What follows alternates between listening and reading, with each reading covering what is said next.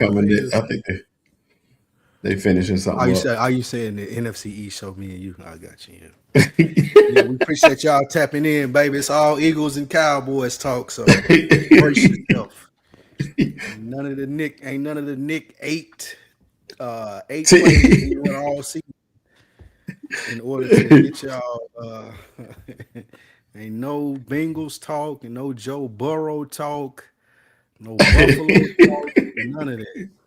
All Cowboys and Eagles. That's it. None of that. Did you listen to Cleo Soul album? I still ain't listened to it. I meant to listen to it that day, and I still have not. I'm gonna listen to it tonight when we get off. Like I was familiar with her. I knew her, but I wasn't really like just up on her game. Mm-hmm. Man, this album right here, man. Dare I say it? Shit, this might be a classic. If I'm being completely honest with you, bro, this shit. This shit is amazing. Who put you on? Was it Doc?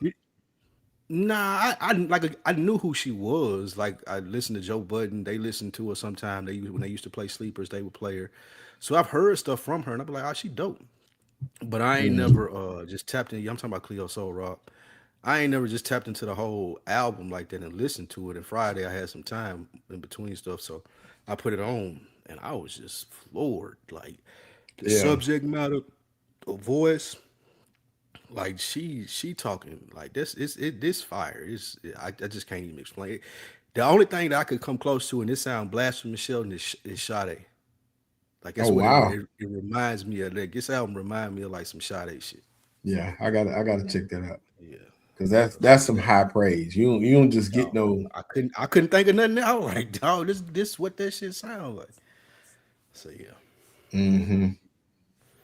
What you been watching on TV? You ain't caught up on nothing? Man, I've been watching old stuff. I'm watching. What's crazy now is I'm watching The Ultimate Fighter.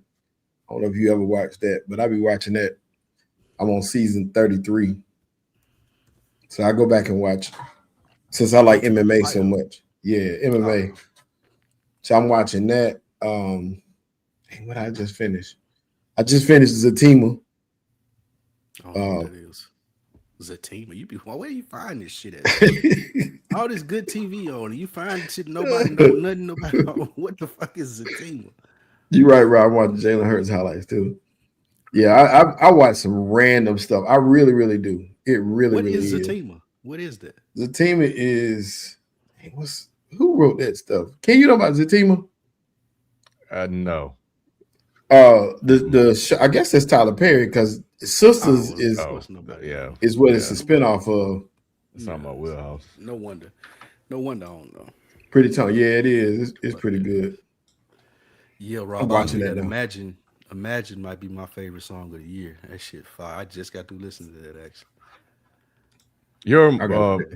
Your volume sounds low, Spike. Mine. Mm-hmm. Test. All right. R.I.P. Dolly Parton, man. Y'all mess with Dolly Parton? Yes. Yeah. I saw. I guess. You said what? I said yeah. I guess. Oh, okay. You said Dolly Parton. Dolly Parton wrote one of the hood, bro. One of the greatest songs of all time. What's that? Charlene. Jolie. I will always love you. Whitney Houston. The nigga thinking of Charles Hamilton. Right. Woke up this morning, found a letter. Hey, bro. I was listening to that today, but I told Nick, that shit been on repeat all year. I told Nick when we was in Houston, I listened, I was like, well, you young and you hear this, you think it's a cool song. You get old, you be like, damn, this nigga was hurt. Hey, man, Anthony Hamilton was going, he was going through it on that song, bro. Hey, bro. He was on his last leg, bro. I keep telling people Anthony Hamilton makes music solely for dark skinned niggas. Like, period. Period. Like, he's the only partner. He got another one. He got a partner. Who? Life Jennings. Yeah, I get it. That's jail music. No, Life Jennings make dark skin R&B music. Life Jennings makes light skin struggle music. Nah, it's dark skin, bro. He's out, right, Shelton? I think. Yeah, he out. Yeah, he out now. Cause you gotta think Life Jennings' lead song was robbing niggas. I be robbing these niggas like an R&B song saying about robbing niggas. That was his lead song. You right. Yeah. What you mean he out now? What you mean? Oh, he out. He was. Oh, okay. Yeah. Oh, you thought I out something else? No. I just had to clarify. You had to clear it up, man. I was about to say, Lou. I was like, must be nice. What if I told you? Thing hypothetically for real. Hey, boy. Oh, man. Bro, I was about to say, boy. Oh, shit, man. If they got your life in there, boy, he better be doing life in there. That's But funny. yeah, Shelton, I mean, I'm telling you, without that song in '74, Whitney can't come along and smash it the way she did, bro. Right. Like, it's her song now. All thanks to Dolly. And I saw that she took the royalty. She made almost 10 mil from that shit. And I was gonna ask you if this shit was true, Spike. Did she reinvest that shit into a black neighborhood in Nashville? Yeah, she did a lot of shit in Nashville. Okay. In Tennessee in general. Yeah, she definitely did. She's getting a lot of praise from people of color. She I think Yeah, they fuck with her. she's one of the ones. What Kyle say? She in the top 10. Yes. The white women. yeah, the women that he would vouch Yeah, for. He like from what I've heard. This is even from rumors. Like she's solid. Like that's why I think she also she embraced Beyonce for the Cowboy Carter thing and worked with her on the project. Like I feel like she has respected black culture as much as black culture has respected her. If that makes sense. She always had a good reputation around the city. Since she from East Tennessee, like Knoxville area, about 2 hours from Nashville. But she always had a good reputation around Nashville for the stuff that she did. That thing that you said, Ken, about donating to the inner city stuff. But yeah, she always had a good reputation since I was a kid. Yeah, it's a Sevier, Sevier, I guess is the area that I saw. And to be 80 years old and for to not have bad shit come out of you yet, that's pretty admirable. Yeah. Especially at the time she was hot. Boy. Especially in the area. Yeah. Mm-hmm. Especially in the area. But that tweet B put in there where it said, "Ladies, put your titties at half staff today." Man, that shit. Hey, nah, cause hey Ken, I was outside when she was still popping. You know what I'm saying? As even when she went into her MILF era, and hey, bro. Hey, Sean, I ain't gonna hold you. You take me to Dollywood, boy. I tried to ignore that stuff. I was ignoring all them kind of tweets. Man, it's titty Tuesday and all that. I ignored all. And it is titty Tuesday. Hey, bro. I ignored all that. Crazy. That's crazy. I ignored all of it. I was trying to. I promise. Yeah, I was stupid. Hey, Nah, bro. She embraced it, though. She didn't run from it. She ain't run from it till the day she passed, bro. She had them And things out. she was the go-to. Like when it came to big ones, she was she kind of set a standard there too. Yeah, she was the standard. did. She was the standard. Yeah, because you remember it wasn't like that back then. Of course, that was a time when it wasn't okay to be risque like that. Yeah, to be busty and all that. Yeah. Niggas was horn dogs on the day the woman died. This woman died, and niggas talking about her titties. Hey, She went any other way, Jalen. That's what I'm It was saying. one of her best assets, Jalen. It was one of her best assets. She would have wanted it that way, bro. Yeah. Hey, bro, that's her legacy. At the end of the day, bro. If somebody said my legacy is being fine as hell, hey, don't poo poo at anybody talking about me.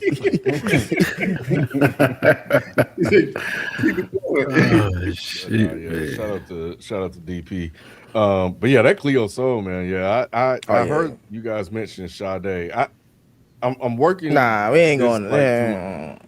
As me, I'll take that. Like the I'll take modern that. day Sade / Jill Scott was the name that popped in my head, but I don't know if that's kind of the.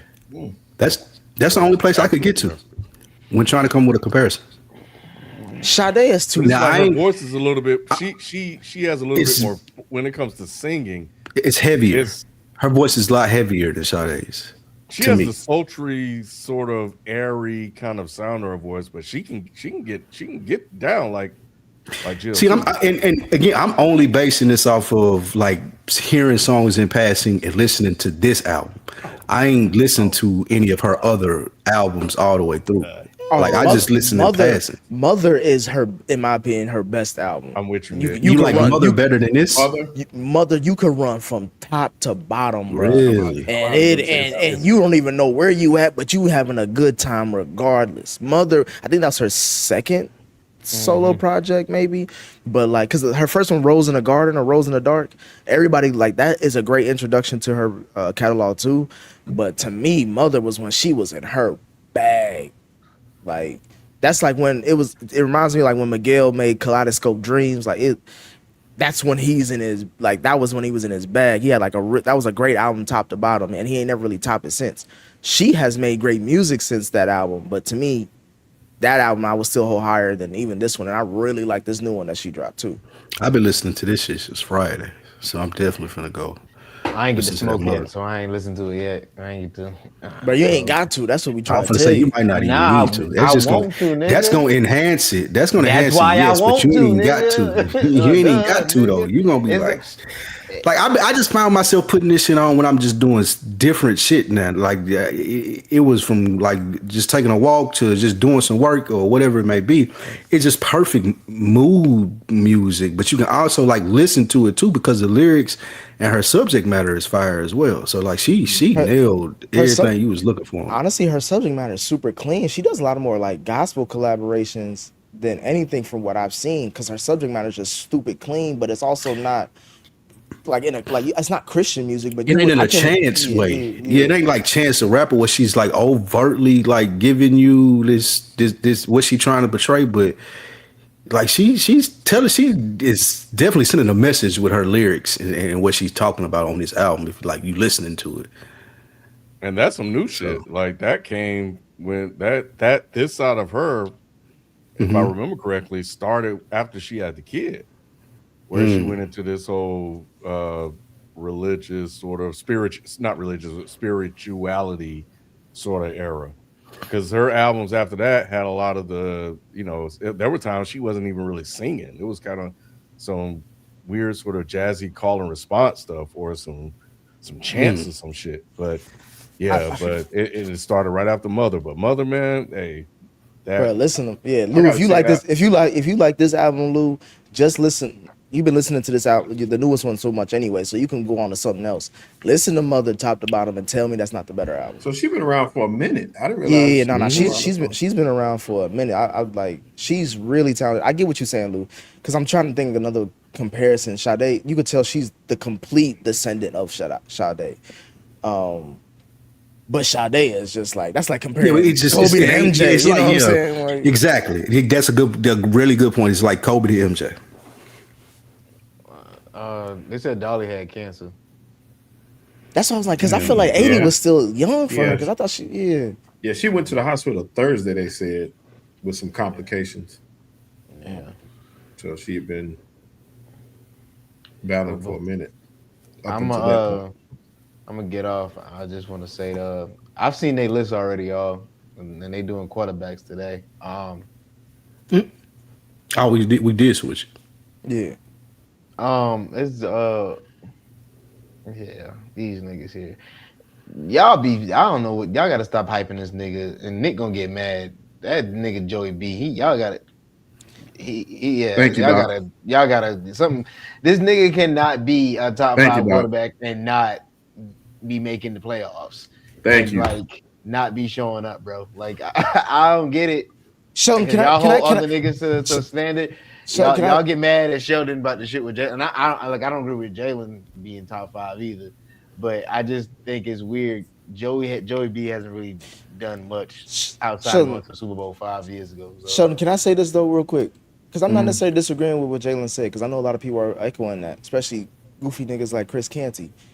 What I'm saying though is ever since the Saints seem to have discovered a quarterback. Sheldon Jalen been having a lot of football takes that we ain't heard in a minute. Hey, Feefo, he used to the WNBA, and all of a sudden he got football takes because the Saints may have a quarterback. And you talking about a quarterback? You talking about a quarterback being top 5 and missing playoffs? Ain't that the Drew Brees resume? Like, what are you talking? Are you kidding me? But at least Drew Brees had the stats to back it up, because this nigga don't be having the stats to even back it up. Hey, when he healthy, he back it up. Nah, exactly. And Drew Brees played games, so those are two different things. Like, this nigga has not done anything to back it up. I ain't going. But yeah, we may not be great, nigga. I'm not the person over here just saying we gonna be all that this year. So that ain't got nothing to do with none of this. But I feel you. I got your point.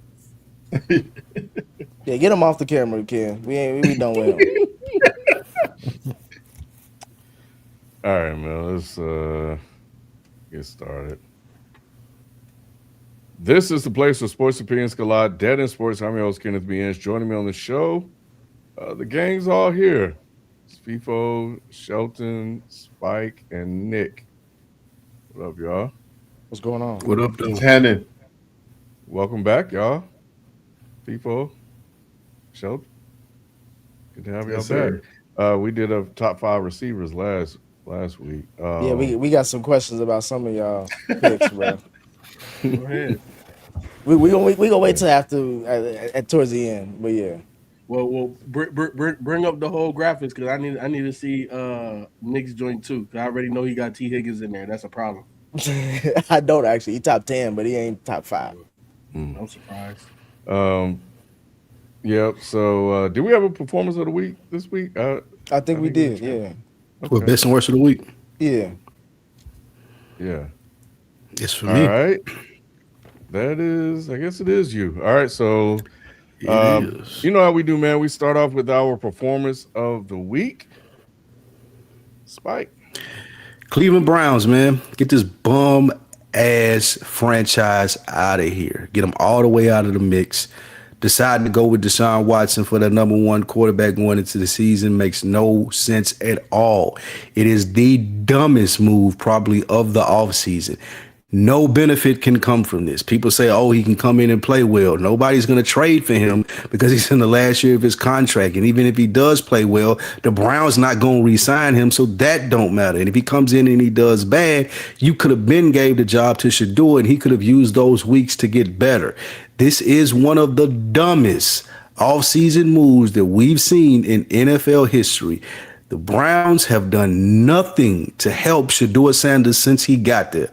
They've been detrimental to this man's career. This is just another step in them being detrimental to his career. Deshaun Watson don't even look like he can still play football in these preseason games, and they still rolling him out here as a starter after what he said about Cleveland and it feeling like he gets more support on the road. Of course you do, nigga. You sorry. You've been sorry since you've been here. Yes, they're gonna boo you because you're bad at football. Everybody sees it, and I don't know what the Browns are thinking by naming him their starter. This is obviously the worst performance in sports this week.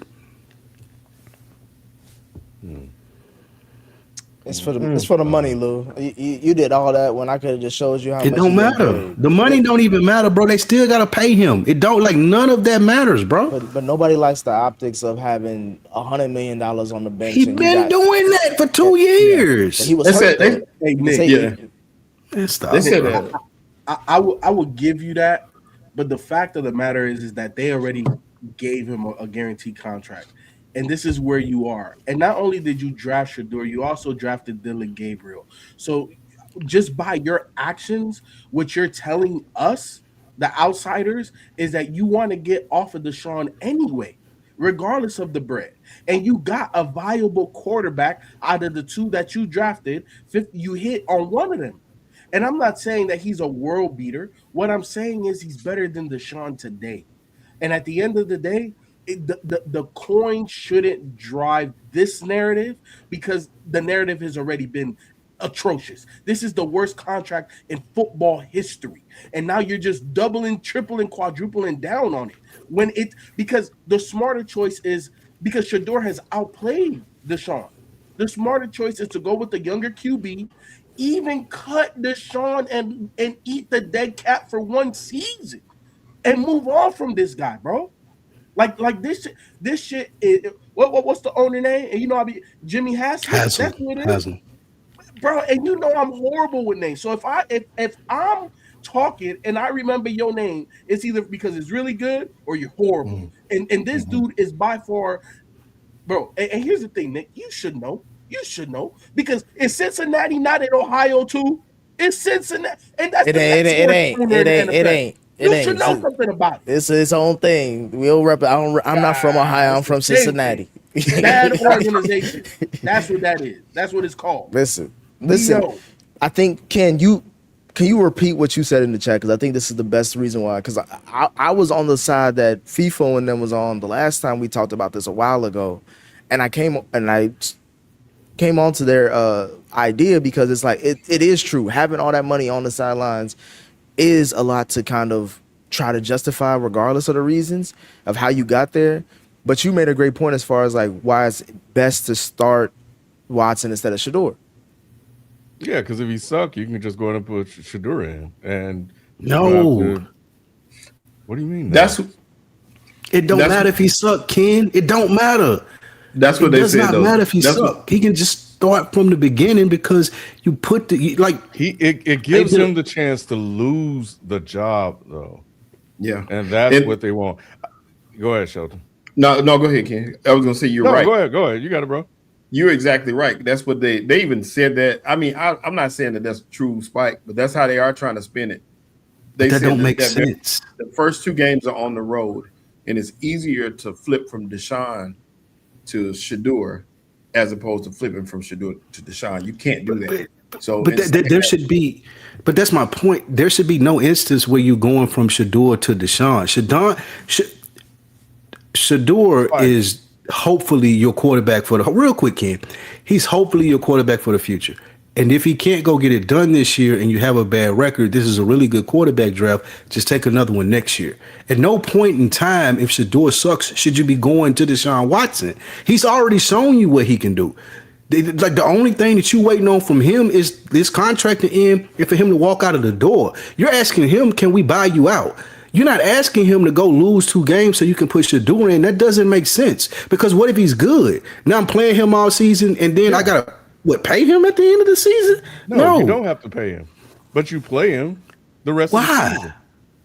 Why? Because you paid him. That hurts Shedeur. You already paid him, Ken. No. See, the thing is that you guys are stuck on the fact that you guys think Shedeur might actually be good. And you think that he's no. I knew you was. That's how you're framed. That's what it seems like. Even if he sucks, the option would never be going back to Deshaun Watson. If I'm the Browns, the option is I'm going to get a quarterback in the upcoming draft. I'm never going back to Deshaun Watson. That should never be. But here's why I think it's easier to go from him to Shedeur, because if you put Shedeur in and he suck, then what do you do? What are your options? You draft a quarterback next year for the franchise. It already ain't no hope if Deshaun is the person that you wheeling out there week 1 and we see how you've been looking for the last 3 years. Because people have high expectations. This fan base have high expectations and believe in Shedeur.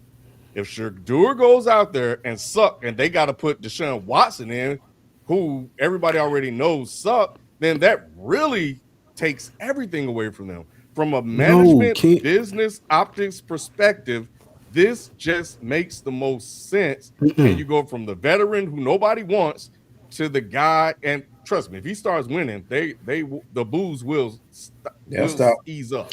I disagree with that wholeheartedly. I think the most hilarious thing out of all of this is that when Todd Monken got the damn job, they were floating around that video of this Shedeur propaganda about him talking to Shedeur and hyping Shedeur up, only for him not to start Shedeur as QB1. So with Todd Monken there, either the guys up in the front office, and it's easy to say that they made the choice for Todd Monken, and Todd Monken would prefer to start Shedeur, or Todd Monken don't really see a difference Nah. between the two. It's the first one. It's the first one, Ken. It's the first one, and I'm gonna tell you why. The ownership is who gave Deshaun Watson a fully guaranteed contract because Deshaun Watson said, Cleveland, you're out of the running. He told Cleveland they're out of the running, and then the next day they sign him. That's not no GM. That's the owner saying, "Hey, whatever it takes to get this guy." And then they doubled down. It was the front office that drafted Dylan Gabriel, and then the owner. That's not the GM because the GM went and got the guy. The owner said, "Hey, let's not be splashy. Go, let's see if we can get a value quarterback." And they went and did that in the 3rd round. And then they doubled down in the 5th round, Ken, and go get Shedeur Sanders. When you already have a quarterback situation. It's the first fully guaranteed contract ever. And now, because of him, there's never going to be another one, Ken. So the owner is the one that's meddling and messing this up, and not just messing it up for the fan base. You are screwing up Shedeur's career, Ken, because the issue is this, Ken. The issue is not going from Deshaun to Shedeur to Deshaun. The issue is why the hell is Deshaun still on the roster? Because here's the thing, Ken. If Deshaun had any value, number one, somebody would have gave him a 7th round pick for. Nobody's even going to give you a 7th round pick for Deshaun. They're not even going to do that, Ken. Number two, if they cut Deshaun today, it won't be until next season until somebody even kicks the tires on that, bro. Don't nobody want no parts of Deshaun. This is an ownership issue. This is a BO issue. This is bad organization. People, you can't cut Deshaun this year at all. Yes, you can. Y'all keep saying that. Why do y'all keep saying that? Y'all keep saying that. Do you understand that if he stays on the roster, I can't remember what the date is. Cap situation. They haven't looked at you can't have looked at the cap. You cannot. The cap hit is like 127 still, bro. But it doesn't matter though. That does matter. They can't have that. Why does that matter? Why does that matter? Because they'll be over the cap. They business, can't have that bro. Go cap ahead, Jay, hit. They can't have that cap hit because it's over the cap. They gonna get the cap hit anyway, and he not doing anything for them. They gotta pay him regardless. That's the point. They have to pay him. It don't work. I do know how the cap work. That's why I don't understand why y'all are fighting back on it, because they gonna have to give him his money. And now I know you gotta pay more money if you cut him, but that's gonna be less detrimental. Hey, Lou, I'm surprised, and Jayla, I'm gonna let you talk right after this. Lou, I'm surprised you're saying the things you're saying, because you're speaking out of emotion and not logic. And usually it's the reverse for you. Because everything you're saying, Jalen literally came back from feeding his dog just to tell you, bro, the cap, like, it's literally too much money. Do you understand how much 120 something is going to take up of a cap that's not even 350? Are you kidding me? Yeah. No, he not only is he going to be on the team, he's starting week 1. Yeah, they can't cut him, bro, and it's because they've been constantly like pushing his money back because they've been trying to make moves while keeping him under this contract. So them cutting him is gonna mess up the whole cap. You telling me as a Saints fan, nigga? I've dealt with this for the last couple of years. But we kept kicking the can down the road, bro. You can't cut him. They just can't. They're stuck with him. That's just how it is. They can't, They could send him home, but they cannot. They can cut him in March, because if you cut him before March 2027, there's a $200 million trigger. They'll have to pay him an extra $200 million. They call it a poison pill. You're not cutting him. That's not a question. I understand what you're saying, Lou, and I agree with you. That's fine. That's fine. Don't cut him there. But he shouldn't be on the field. I agree with you that way too. And I think that, like we said, Tom Monken doesn't want this to be happening. This is above his head. You can tell by his answers. The first thing he did was talked about how well Shedeur handled this. He didn't say nothing about Deshaun Watson other than he's coming back from injury. Then he went on to talk about Shedeur the whole time. And it was just the way he was talking kind of was like, that ain't what you're supposed to be doing. So I'm sure they probably checked him on that. But he let it be known how his feelings truly were. Like, this is an organizational decision, not football decision. This had nothing to do with football. And this is what I really came back. I don't care about like Shedeur being a star. That I don't really care about that part. But this is an ownership decision because he came back at the start of the offseason. He was basically saying how they're going to compete. But last year he was basically saying how this was one of the worst decisions ever, and he fucked this up. You know what I'm saying? So if he knew he fucked it up, he would not have even had Deshaun in the competition. He started the offseason saying it was going to be a competition. So he's trying his best to make his fuck up look decent. And that's why he wants Deshaun to at least look like something, because he knows he fucked this up. So that's really all of it. There's nothing else to this story. That's why I'm upset. I was upset. John was like, stop talking about the fucking Cleveland Browns, bro, because it's nothing here. Like the ownership is fucked up. It is. It's a little bit here though. Like the fact that they are such an incompetent organization should be studied. Like this is throughout any sport. Like I don't care what other franchise that you name. The fact that they doing this, have been like this for the past 30 years, it's something to that. Like that's fucking crazy. It make Jerry Jones like you said, you just said how crazy they look. It make and that's nuts to say. I don't even disagree with you there. And that's nuts to say. They even doubling down on this bullshit with Deshaun Watson by saying, "Oh, let's start in week 1." That's crazy. What's crazy, Lou, is that you are emotional over Shador Sanders / the It's not an emotional. You so emotional. This guy, you got us talking about the Cleveland Browns for about 15-20 minutes, man. I'm not emotional about it. I'm just thinking I can't believe that the Browns are this dumb. I feel sorry for their fans. I feel sorry for their fans. If Shador was not on this team, bro, you wouldn't care. It's not a Shador thing. It's heavily a Shador thing. It's not a Shador thing. This ain't got shit to do with Shador for me. This got more to do with the Browns and like just how could you be this bad of an organization?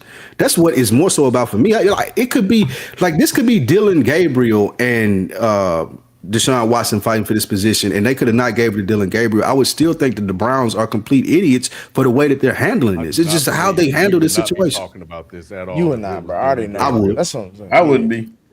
Ain't no way in hell. I already know, Lou. I would. I'm sorry. Herping. I just can't be I can't believe the Browns are that stupid. Like they should get fans you refunds. just started watching football and following these teams. But that's part of the point. Like, how can they continuously be this stupid? Like that just don't make sense.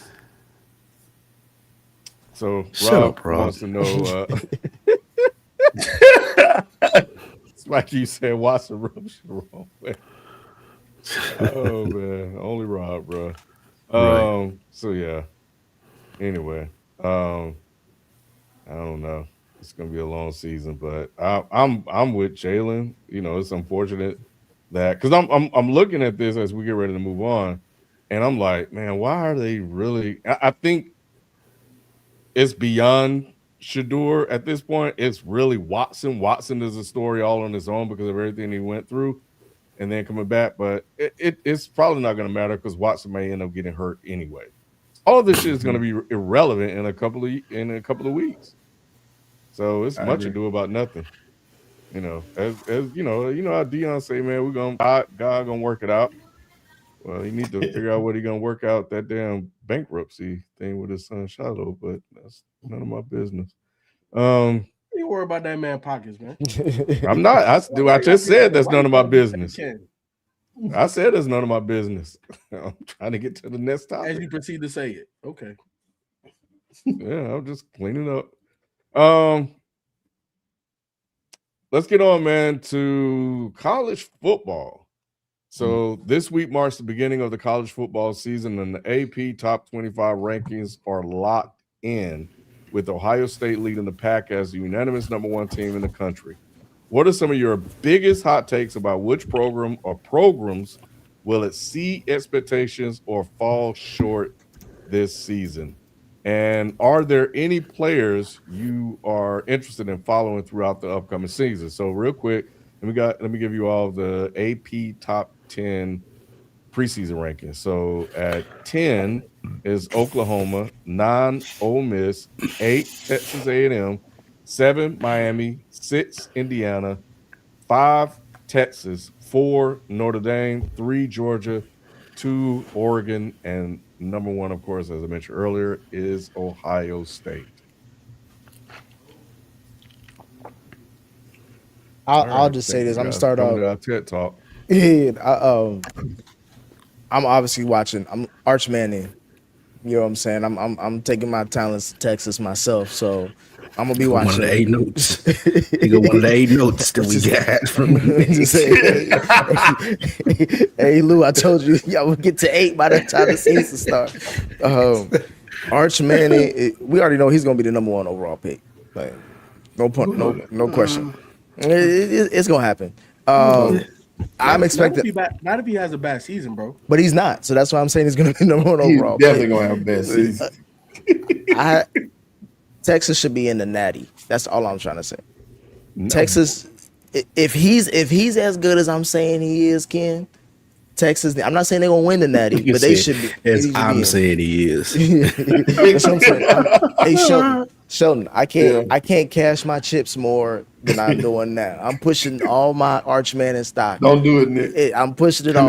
I'm pushing it to the season because if he sucked the first half of the season like he did last year, how quickly I'm saying no, I don't care how the season is. If he's not in the natty, then it's a disappointing season. Oh, he ain't going to the natty. It's over. Yes. Oh, so you're gonna be disappointed and see. Okay, got it. Yeah, that's it. So the only caveat that I'll give if he has like a Joe Burrow no playoff season where he throw for 5,000 yards, got 50 touchdowns. That'll be my only leg to stand on. But I think Texas is talented enough, and I think he has made improvements from last season to this season to where they should be in the last two teams fighting for the title. Hey, I tell you now that ain't gonna happen. Texas is not going to the national championship game. But for me, if we talk about teams who I expect a lot from, Kim, Miami, they 7th in the national championship game last year. They got some good defensive players back. They got a new quarterback who I want to see what he looks like, but I think they could surprise some people. I like Miami and Texas A&M. Texas A&M got Marcel, the quarterback. He from Nashville, stand up. So I think they may do a good job as well. I'm interested in seeing what LSU does with Lane Kiffin at the helm. 11, I feel like that's a perfect place for them to be a sleeper. They got the talent. They always gonna have the talent in Louisiana as far as that. And my real surprise team, they 14th, USC. I think, man, it was a lot of conversation about Riley when he went out there, because he had at that point Caleb Williams, and we thought he was supposed to be this next thing. He ain't done shit, Nick. He ain't done shit since he been at USC. And they told us that Lincoln Riley was a good coach. They told us that he was going to California and was gonna bring USC back. They told us all this shit, and I ain't seen nothing yet. So it's a put up or shut up year for Lincoln Riley as well. So I'm definitely paying attention to USC and how they gonna play out.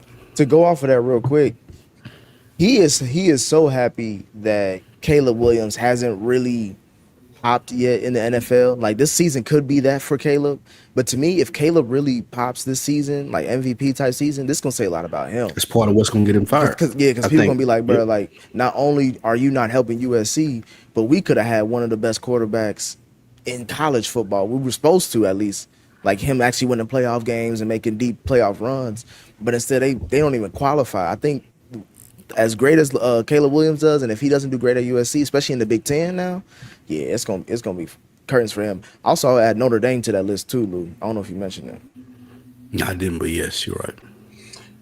I got I'm really interested in seeing Oregon and what Dante Moore does this year. I think he's gonna win the Heisman. I think this is his to lose. He should be the number one quarterback off the board. If we talking talent, is Dante Moore. It ain't Sheldon, I'd rather have Shante Moore than Dante Moore. No disrespect my boy like that. Watch his game this year. I think Dante is going to be important. Keelan Russell at Alabama, number 13. They rank 13th, and I think that he's a sophomore. I'm looking for him to have a big year. The one who transferred? Keelan Russell. Keelan Russell didn't transfer. Hey, man. I thought you just got to be black and put QB in front of your name. You got Sheldon, bro. Yes. That's it, Lou. Lou, that's it, Lou. Put QB in front of your name. Lou, that's it. That's it, Lou. Don't do it. But Keelan Russell going to be nice. Watch him ball this year. And like you said, Lane Kiffin, that's really who I'm interested in seeing what LSU does with Lane Kiffin and the tight end he brought back from the NFL, the one that was in NFL camp. Their first game is against Clemson in LSU. That's going to be a big game, so I'd love to see that. It ain't at LSU. It's in New Orleans. It is? Okay. Yes, in New Orleans. It's at the kickoff with a sugar dome, whatever the fuck the dome called in New Orleans. That's what I said. Oh, okay. If we're looking for players, too, I know I didn't name my players. I want to see what Trinidad Chambers going to do at Ole Miss. I think he'll have a solid season. I want to see what Keywan Lacey going to do at Ole Miss. That's the running back. Hardy, the running back from Missouri. I like him a lot. Malachi Tony from Miami, receiver. I want to see what he can do. Of course, Jeremiah Smith from Ohio State. You can add Chris Henry Jr. to that list too. Where he at? He had Ohio State. Okay, that's Chris Henry's son from the Bengals, right? Yeah. Okay, they say he a dog too. I've been hearing stuff about him as well, and the Notre Dame cornerback Leonard Moore. I've been hearing a lot of stuff, and KJ Bolden from Georgia, beast. So those are the players that I'm looking at. Leonard Moore is arguably top 2 at his position. 2 cornerbacks, yeah. I don't know. I can't say he for sure number 1, but he definitely top 2. Y'all know I love mess, so I'm really interested in this LSU story. They talked a lot about it. It was messy breakup, and because of that, what the hell is Ole Miss gonna do this year? Coming in at number 9, I think they were number 9th. Because I don't know if they're gonna be able to repeat last year. So we'll see. Who'd you say repeat? He's talking about Ole Miss. He said Ole Miss. I don't know if they're gonna be as good as they were last year. They're not.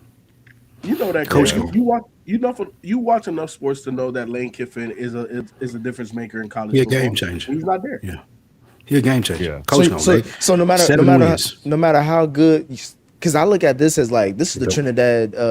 What is his last name? I don't want to say James. I want to say James so bad, but I thought this was more so going to show like how good he is as a quarterback. You don't think no matter what he do, the program ain't going. He could be It's great. not going to be the same. It's just Lane Kiffin in college is a game changer, and him not being there it's not going to be the same. You have to be an all-time great quarterback. You know what I'm saying? And I don't think he's that. You got to be like Joe Burrow. You know what I'm saying? Like you got to be one of those guys. And I just don't think Ole Miss quarterback is that. But on the flip side of that, Ken, I think LSU is interesting, right? Because they got 59 new guys. They brought in 59 guys in the portal. That's crazy. You know what? So when you have that much turnaround, I don't give a damn how good Lane Kiffin is. That shit may not look right year one, especially not week one. That's too many new guys. That's too much turnover. Now, if he makes it work, he's one of those guys in college. You know, I wouldn't be that surprised, but I think it's stacked against them for it to be great like week 1, year 1. Now, can they find a groove week 4, week 5? Yeah, maybe. But that's a lot of turnover in 1 year, one offseason. Do you think it has to be great week 1, year 1? Well, I think you have to justify the move. You know what I'm saying? And we know in college football, it's a very short fuse, bro. You don't have a lot of leeway, no matter how big your name is. You know what I'm saying? So I think to justify the Lane Kiffin thing for the boosters, for the fan base, for all of that, he got to be good year 1. He don't got to win a natty year 1, but you got to be top 15, top 20 year 1. I agree. Very short leash. It is LSU. I also agree with struggling early in the season. However, because I think Lane Kiffin is that dude, like you said, 9 wins. And LSU can accept that first year. At least they should be able to accept that. They not. But yeah, first year Lane Kiffin 9 wins. They will. Yeah, they did. So 9 wins, they'll accept that. I'm not gonna say they may be mad. They may be mad, but they'll accept 9 wins first year, especially if it's Lane Kiffin and I'm LSU. If he did that with 56 new players next year, I'm expecting them 9 to be 12 wins and national championship appearances. So 9 wins is gonna get him to where he needs to be. And on the reverse side of that, when you're talking about Chambliss and Ole Miss, we've seen that program with talented players throughout the years, every few and far between, Nick, and it don't never amount to more than 9 games. Like that's just what Ole Miss is. Like the perfect season for them this year, even with Chambliss balling out, is 9 wins. That's the ceiling now since Lane Kiffin is gone. Anything else under 9 wins, 8 wins, 7, 6, anything like that would be normal, I think, and back to what Ole Miss is usually putting out on the field without Lane Kiffin. of course I'm watching Georgia and seeing what they do because I felt like they've underachieved the last couple of years. You know, there were a lot of expectations, a bit talk about Georgia, especially when Saban retired and Georgia and that coach there was supposed to take the mantle. And it looks like, well, I won't say it looks like because we don't know yet. It could have been a magical season, but Indiana, like they brought That's in who I a wonder guy. about too. Yeah, it's like, what are they going to do? Are they legit, or was Mendoza just that special? And can this new guy, this new QB they brought in, can he step in and fill that void? And we'll find out. And of course I'm watching Arch because I gotta watch Arch because there are big expectations on him. He had a lot of lows, but he has some peaks too. And if he's like a stock ticker and his value should increase over time, if you're playing the long game with him, then this would be his time to get prepped for the NFL. And Question. it's going to be a lot of pressure on him, I believe. My bad. You brought up Indiana. Would you be more surprised if they were terrible again, or would you be more surprised if they were still good? I'd be more I'll be surprised, surprised if they were still good. That's what I expected too. Totally different answers from people. Yeah, I expect them not to be terrible. I think if they get to 9 to 12 or 9 to 10 wins, like I got the same expectation for Indiana that I can't say that. I got the same expectation for Indiana that I probably would say for, I'll say maybe for Alabama. Not saying coming off a championship, but it's like you're not expected to win, but you're expected to at least be in there. Like, Be competitive, yeah, not even just competitive, but like be a top 8 team, damn near top 14. So you expect them to be back in the playoff? Yes. I don't think they should be able to. Where is Alabama in the top 10? Yeah. So 13. we got to move on to certain topics to show. 13. This is the NFL. This is the NFL episode. This ain't really. Okay, all right. This is the appetizer just to get football going. You know. Okay, all right. At But 13, kid. But I got faith in Bama. We gonna be competitive. When we say Shelton, So That's it. that Bama shit over Gotta be with, bro. competitive. That Bama shit over with. They got Oh, Keelan that- Russell, right? Hey, that shit over with, kid. they'll say that. That stronghold that they had, that shit done. Kalen DeBoer better get out of town this year if he Hey, won. if he don't win, if he don't win 11 games and beat Georgia, yeah. well, honestly, he That just shit got over with. he just got to sweep the SEC in general. Like he has to Yeah. sweep the SEC. There's no question. And get shit to 11 over. games. Yeah, if he don't do that, yeah, he moving on to going to the Big Ten. I think somebody gonna pick him up. Oh yeah, they're gonna put blackface on him and string him up somewhere. Jesus. Hey, bro, they Alabama, bro. Ken ain't far off, Sheldon, but they throw bricks through the. if you come through with That's 8 what wins. Bomani always say. You don't get fired from Alabama. Usually you quit because they dry your ass up out of there. Like most of the coaches that 'Cause leave Alabama, they quit. Hey Lou, tell me if you agree with this. I believe if you're really loved and beloved in Alabama, it's a unique feeling. If you're Facts. hated in Alabama, it's a unique feeling. Facts. Yeah. I remember when they hired Mike Shula, Dan Shula's son. Man, they ran his ass up out of there with the quickness, nigga. He thought he was gonna come in there off his last name. My dad won the most games in the NFL. Shit, nah, but this Alabama. I don't know what you thought it was. They got his ass out of there. God, All right, I'm gonna find moving out on. more Arch quick though. Yeah, it's a lot of pressure, bro. It's gonna be a lot of attention.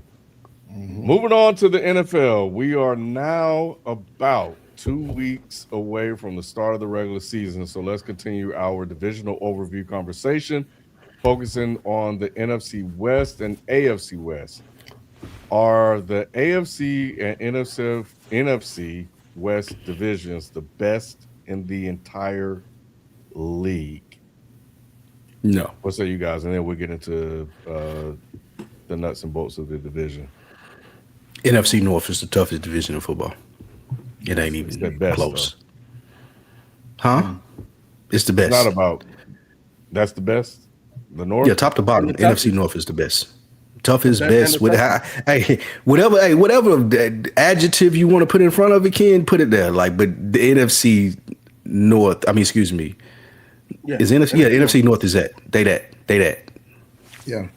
Can't no league, can't no division in football compete with that. I think I would pick the NFC West over the NFC North.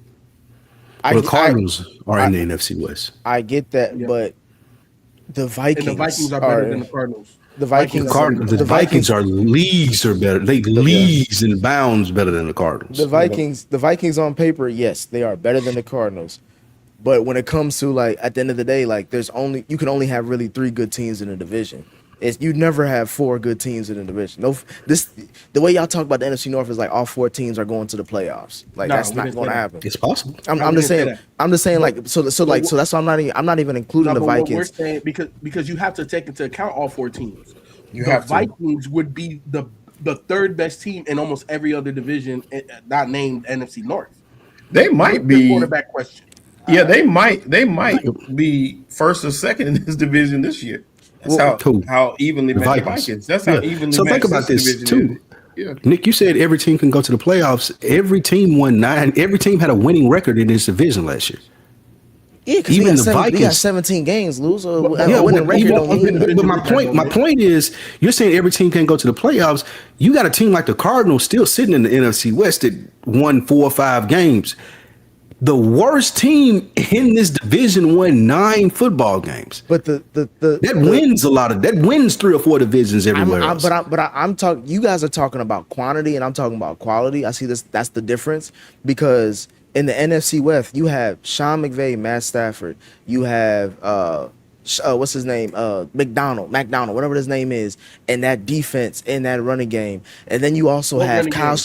Then you also have the Kyle. main nigga. He in Kansas City now. He in the AFC West. It's a running game. It ain't a running back. That's what he said. That's what he's telling you why he let Kenneth Walker go. And then you have Kyle Shanahan in San Francisco. All 3 of those coaches, all 3 of those teams, all 3 situations, you are picking. I think y'all were logically picking those before any of the I'm not. 4 teams You wildin'. before the NFC. I would have the No. Seahawks finishing last in the NFC North if they win that division. By far, like I would have them way down, and I could have the Vikings. what team do you damn think near is- winning? what- I would have the Vikings damn near winning the NFC West if you swapped them out. So you think that the Vikings and the Seahawks? I think the On- Vikings on- are a on better the same team. level? Yes, I think actually the Vikings are better than the Seahawks. That's insane. You are. I know the it's Vikings better than insane. the 49ers, and I know they're better than the Cardinals. You think then- the Vikings? You think the Vikings are better than the 49ers? I think you can say so. the Cardinals. You can say the Cardinals. I'm not arguing about the Cardinals. I'm saying Yeah. the quality of the 3 teams in the NFC Yeah. West are Yeah. better than the quality of all 4 teams Yes. in the No. NFC Look, in the this North. is the thing. This is the thing about the 49ers, bro. Like they are great on paper, but they have no depth, and we've seen that. And we know that they are an injury-prone team because of how Kyle Shanahan likes to play and practice and do all of that type of stuff. Not saying that that's his fault for the injuries. We just know the brand of football that he likes to play. Now, if we're talking head coaches, bro, even head coaches, I would take all 4 outside of Sean McVay. I'll put Sean McVay on a tier with Andy Reid by themselves, right? Like those 2 dudes, they built different. But that says a lot about the every other division. You coach- can't exclude him. What are you talking I'm about? not Nick, listen to what I'm saying. I'm not excluding Sean McVay. I'm saying Sean McVay is on a tier by himself. So if we're just looking at the coaches in the NFC North and the NFC West, there's Sean McVay than everybody else. But everybody else is the NFC North coaches. Everybody else. but your I'll take Kevin O'Connell over McDonald. I'll take Ben Johnson over Kyle Shanahan today. I'll take him over him. I'll take Gucci Mane. Gucci Mane might be the last one on that list. But- And he's but I- better than but everybody No, else. no, the Lions you- coach. The Lions coach. But y'all, Hey, but you y'all, know but I you, fuck hey, with but Dan FIFA, Campbell. but FIFA, you're acting like any of those coaches in the NFC North have accomplished any of what the coaches in the NFC West have. NFC West Well, has now- two. now you has can't two. talk has- about Kyle Shanahan accomplishments. I Because was. you're not You gonna didn't let me take finish. You 3 didn't. No. fucking years No. talking shit I- about Kyle I- Shanahan, not talking about I accomplishments. We're not gonna do that, Nick. I always first 2 things. One, you didn't let me finish. 2, I always say Kyle Shanahan's overrated. I didn't say he wasn't rated. He shouldn't be rated. I'm just saying he's overrated. But my thing is, when you're talking about two head coaches who won Super Bowls in recent time, and one head coach who's been to multiple Super Bowls. It's like you're comparing them, and the other NFC coaches, but one of them just started at the job and had a decent season, and the other ones haven't. They may have already peaked with Dan Campbell and Matt LaFleur. And I mess with Gucci Matt LaFleur. So it's like, to me, it's just, bro, Ben Johnson about a top 10 offense in the league what about the that? Sean McVays and the Andy Reid and the Pat Mahomes and the Lamar Jacksons and the Joe Burrows of the world. Shelton, That's what we talking about. We talking about. No, hold on, Nick. We talking about because again, I'm not going to allow you to use somebody negatively and then use them positively to make your argument. Because at the end of the day, you said the same shit about Ben Johnson last year, and he came in and made a top 10 offense in year one. I said he had a decent season. What are you talking about? I gave my credit. Sheldon, I just find it funny that Feefo arguing to me about like a team that has a top 10 offense, but a questionable defense that's already coming into the season with injuries. I have history with that. So when I'm telling you what I'm saying, the Chicago Bears are not just an offensive team. They play offense and defense. And that defense lost a lot of good key players, and they coming in injured, and they got to face the NFC North like you just said. So it's questionable to see what Ben Johnson is going to do this season after coming off an impressive, decent season. I'm not going to allow you to do this because you said it was questionable last year. First of all, you said he was unproven. You said Caleb Williams was overrated. Yes. And what did they show to you last year? That they had a decent season. Offense, that they are a top 10 offense, and regardless of whatever that defense does, Ben Johnson is the guy, and that whole team is bought in. And what can we surmise is that in year two, Caleb Williams should be better, and that they should be a top 10, if not a top 5, if not a top 3 offense this upcoming season, bro. Like again, I'm not going to allow you to do that. But at the end of the day, to answer the question, the NFC North by far is the toughest and best division, hands down. The AFC West and the NFC West, they are good. The AFC West has a storied history, and that's primarily carried by the Chiefs. The Chiefs have been injured. Mahomes has not been the same since Tyreek Hill has left. Let's just be honest, not diminishing his greatness. He's still a great quarterback, but he has not been the same. The deep ball, he ain't Chef Curry shooting 15 out of 20 from 30 plus. Like he has not been that guy since, right? Now they're trying to recreate that. We'll see what happens. The Raiders, hey, I was high on Pete Carroll. I don't know what happened. They got them a quarterback. They addressed the O-line. They're getting better. They drafted one. They got arguably the best center in the league. But that's a reclamation project. The Broncos, I think all of you, 1 right there, 2 right there, 3 right there. All of y'all doubted. What's the head coach? Who was the one? I wasn't on that list, was it? No. It's Ken, Nick, and Shelton. Who's the head coach of the Broncos? Sean Payton. Can you remember his name? Hating ass That's how relevant he is. Bo Nix hating ass people. Y'all gotta eat y'all words because I don't For know if y'all what? seen the preseason game. Bo Nix looked like he alright. Sean Payton looked like they alright. Waddle looked like Waddle came to play this year. Bruh, he tried to say super high. Nah, y'all got Bo Nix and Joe. Hold on, y'all got Denver fucked up now. Yep. I got Bo Nix and fucked up. Hey, bro, y'all can't have the best team in that division. They better than the Chargers. Hey, Sheldon, he couldn't get 14 points at home. All right, well let's get into it. That's the last thing I remember about Sean Payton. He couldn't get 14 points at home with a third string quarterback in the playoffs. People kind of went there. So let's start. Let's go ahead and go all the way there. So which team do you think will win each division, and which team do you think will be headed for a rebuild once the season ends?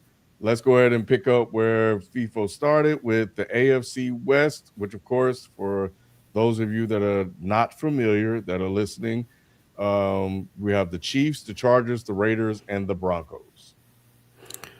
I'm going Raiders. They still going to be in rebuild mode. They're going to wait too late. Who that quarterback? Ain't it Kirk Cousins? It's Mendoza. Well, Kirk Cousins not playing.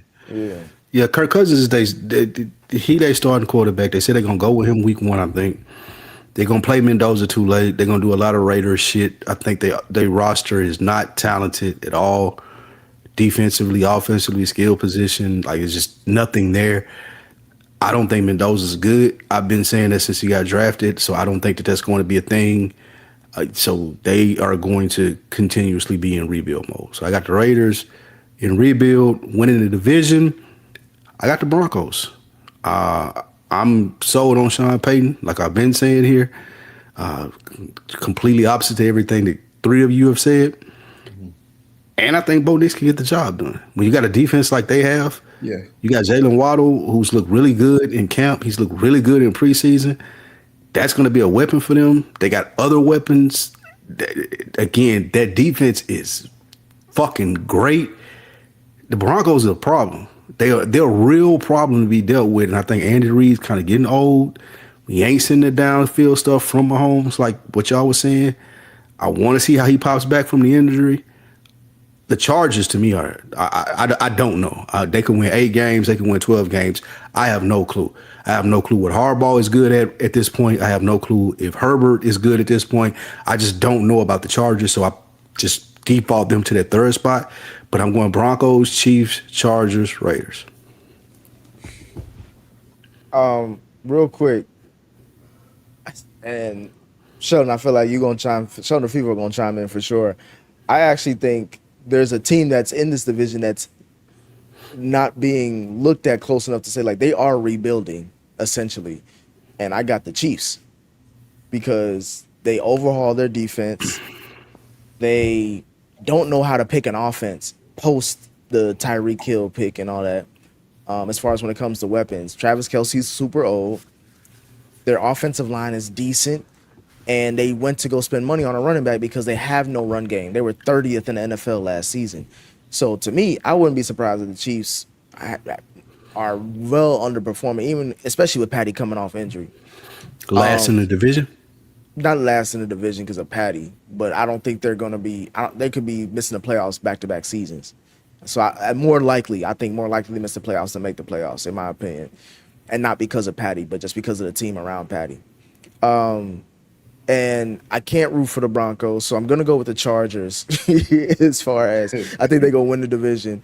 Ken Harbaugh's back against the wall because his white boy named Justin Herbert, he got the Midas touch when it comes to the media and the reporters because they never put his feet to the fire. So he's going to have a long leash in L.A. But I think if Harbaugh doesn't get a playoff win this season, they're going to try to get him up out of there. And I'm not going to have Herbert ruin Harbaugh's career, so I think Harbaugh pushed through. You don't believe that. And then it didn't even sound like you believe that. I'm answering the question, Lou.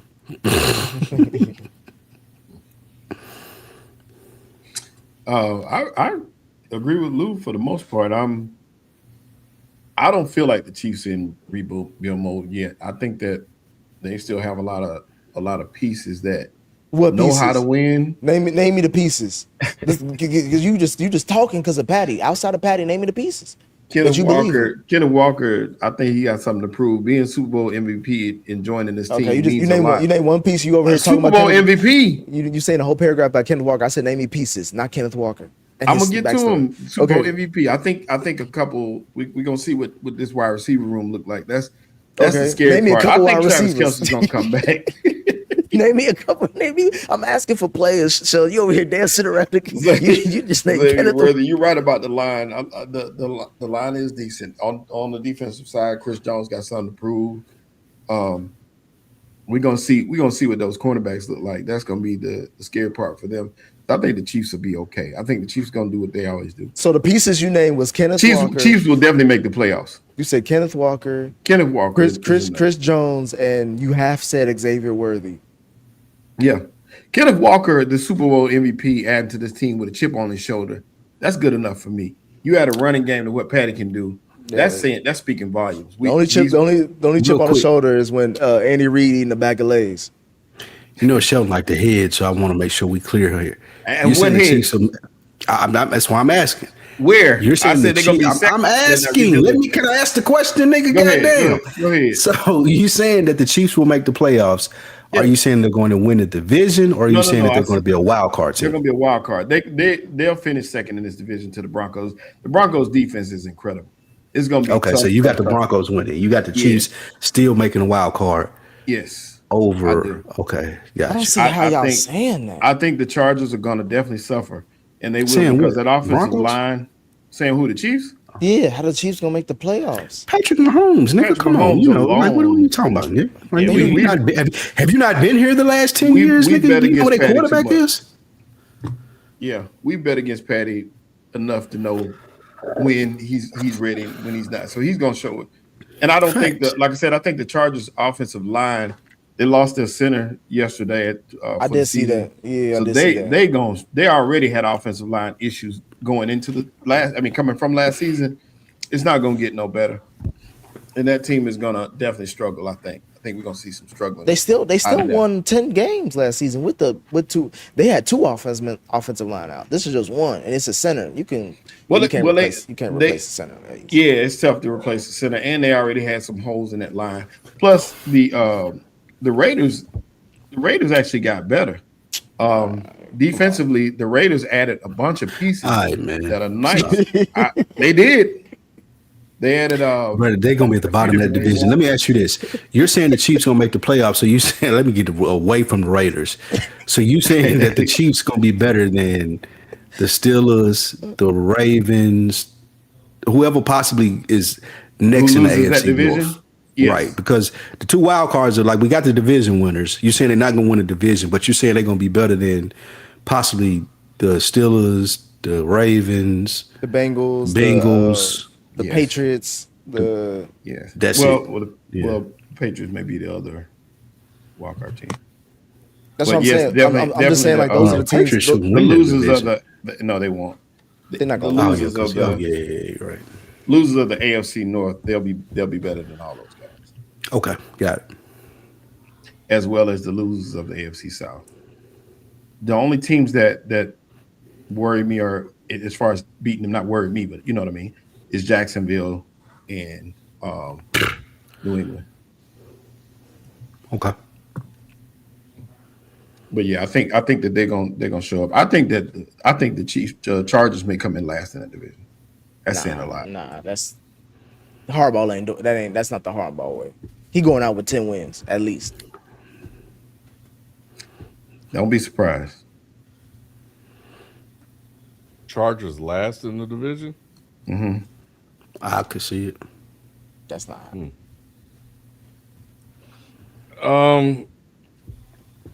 Man, this division, this is kind of raggedy.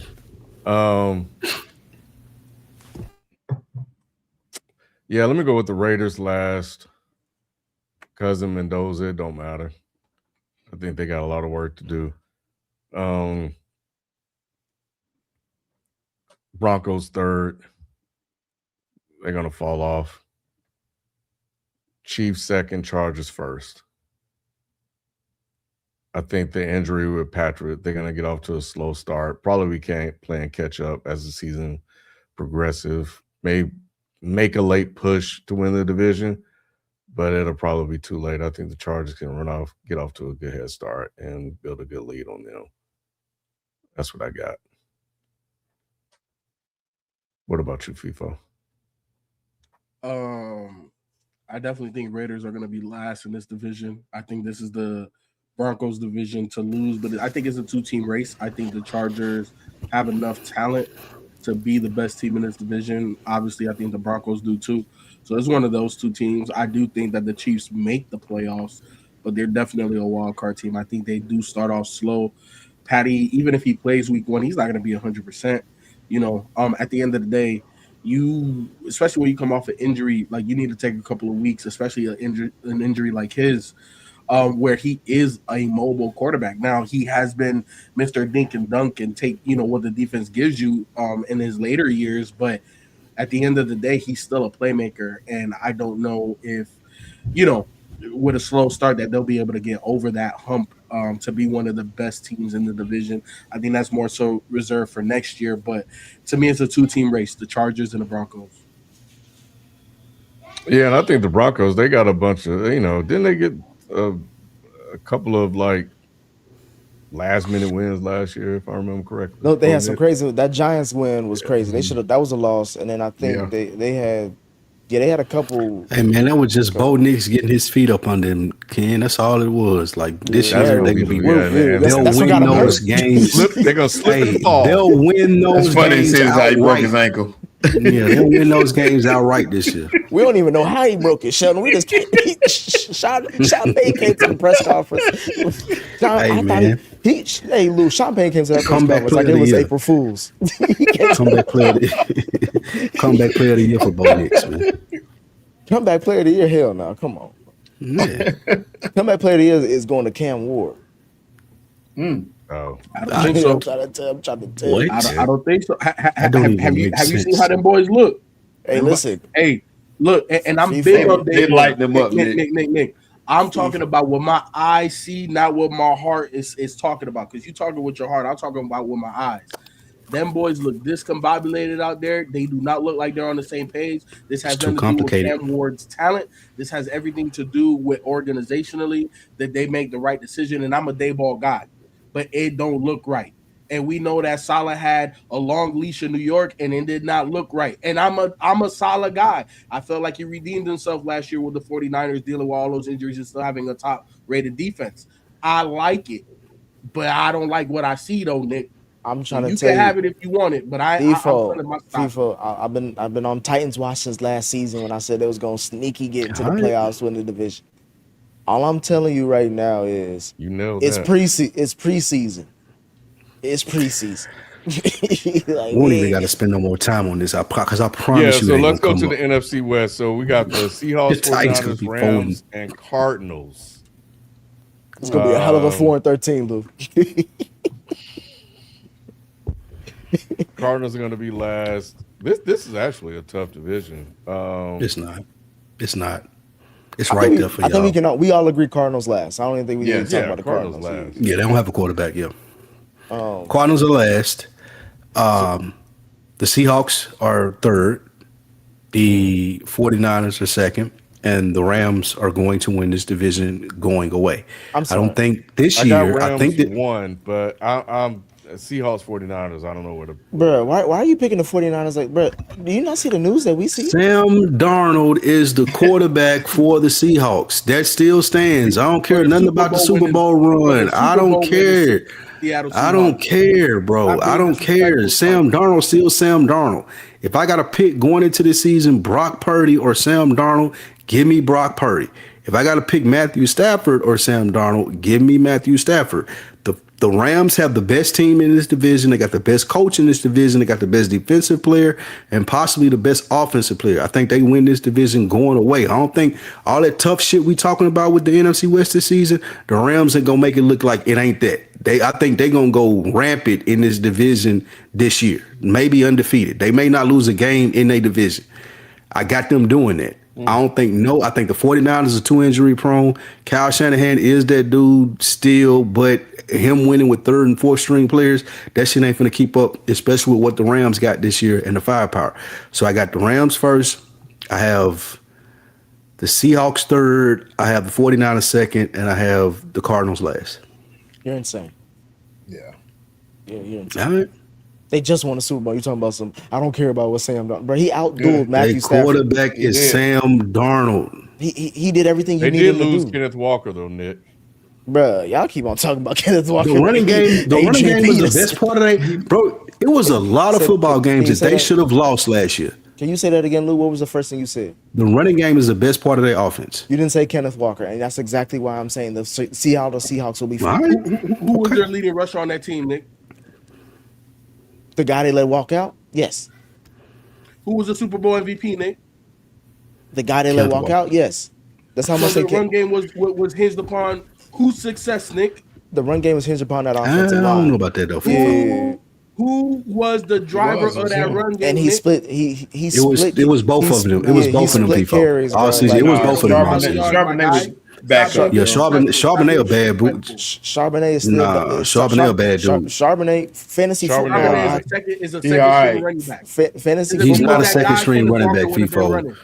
Feefo, he's not a second string running back. He was hurt. He's Not the about to dude. hype up He's better than Charbonnet Kenneth though, Walker. bro. I'm not. Y'all not finna do Charbonnet any kind of way. He's that I dude. didn't say Charbonnet was trash. Yeah, that's what I'm trying to I'm say. asking He ain't you, trash. is He ain't he better No trash. than way in Kenneth Walker? hell, Spike. He is. What are y'all talking He's about? better than Kenneth Walker. He's just as good. I think it's a wash. That's just as good. Yeah, like they the same. One's Kenneth Walker just did that thing where you optimize on the opportunity where luck meets, hey, I got skill, and he did his thing. That could have very easily been Sharp, and they doing the exact same thing. They got the same skill sets. No, I think one is Thunder, one is Lightning. I just think that you're right. They have a different skill set. They have a different skill set. You're right. I was wrong in that, but the production output I feel like would be the same. Yeah, my thing is more like if it's Thunder and Lightning, it's still a cloudy day. You know what I'm saying? you go get one play. It's gonna look and feel different, but it's gonna give you the same production. Like I think that offensive line and the scheme of the running game is what the Seattle Seahawks have their best, is like one of their best assets outside of their defense. Which is why I got the Rams winning it just based off of talent and coach. But the Seahawks, again, I'm not surprised the Seahawks, if they win the division again, but I just think the Rams just got too much. They just got too much. So I think I got Rams 1, Seahawks 2. Yeah, I got Seahawks 2. I got 49ers 3 because they already coming out the gate. Half the team on IR, Sheldon. So already. Even Kyle Shanahan catching injuries now. So it's like, bad. Yeah, it's that's the thing. Going into the season, I don't care about preseason stats. I care about vibes going into a season. You could tell what team, like, oh, this team got a really good vibe going into the season. Hey, 49ers look like, hey, it's rough. They vibe check is low. I agree with that. Yeah. They do got a low vibe check. Ayuk was over here cussing them out all offseason. Titan stock. Yeah.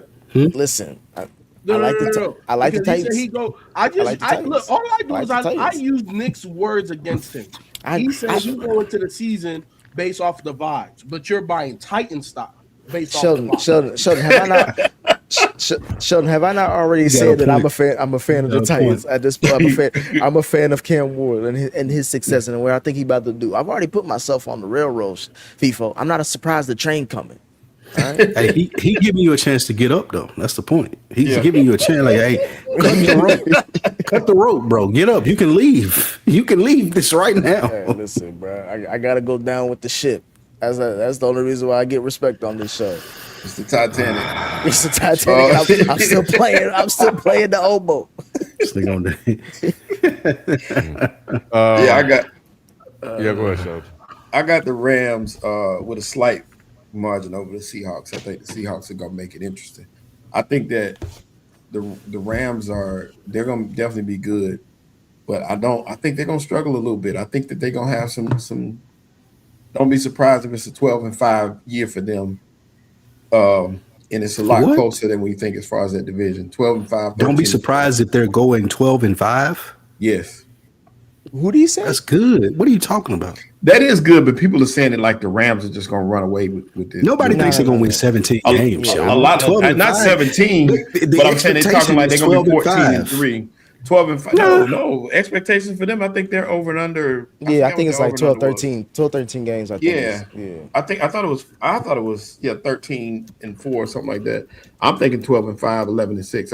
I'm not even looking at it that high. I look at it like it's going to be a lot closer between them and the Seahawks. I think the 49ers are going to make some noise, but they're not going to be able to sustain. The only one making noise is their owner.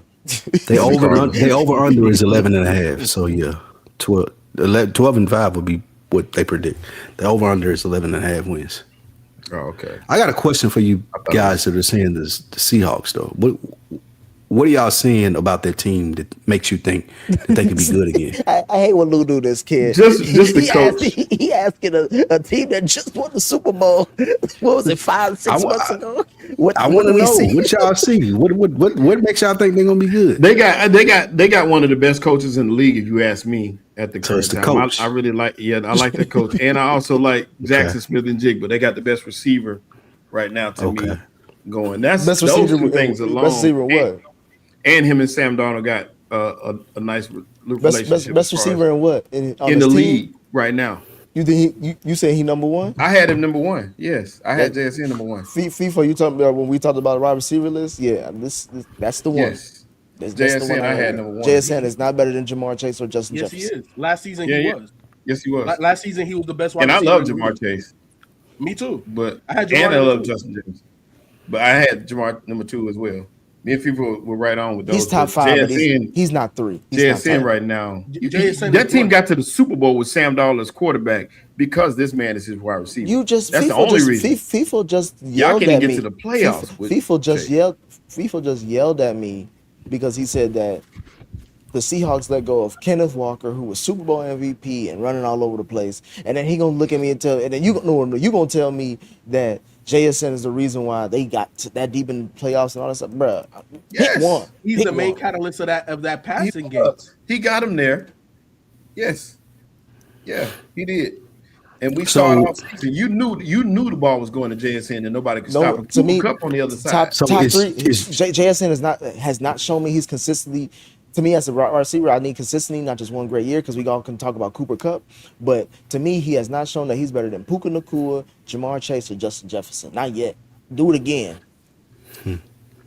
So is JSN is the coach and the defense? Is that what y'all are saying about Yes. the Seahawks? I'm just saying the head Yes, coach. gotcha. I'm Me, saying that's head what I'm coach, saying. defense, run game. Now they are losing Kubiak, who's the offensive coordinator. So that part right there is going to take an interesting turn. You losing the running back and the quarterback. I mean, Bruh. running back and the Bro, running see. backs. We already know. That's huge. Running backs is one of the worst positions to be in football. Why, Shelton? because they're you easily can replace. replaceable. Yeah, so I'm not worried Yeah. about that. And Kubiak, man, Kubiak called. He the one that helped JSN to do what JSN did. So in saying that, he The schemed him Seahawks, open with Seahawks ain't winning tremendous. 6 games and shit. He had What y'all JSN talking running coming from the backfield and making plays. So he schemed him up perfect. So in saying I got the that, Seahawks at 6 and 11. God, Now Just- what? just- I got, just say that- I got just the say that. Seahawks at Flip 6 that. and 11. just, Now just, just say that, Lou. You were wanting to say that for this.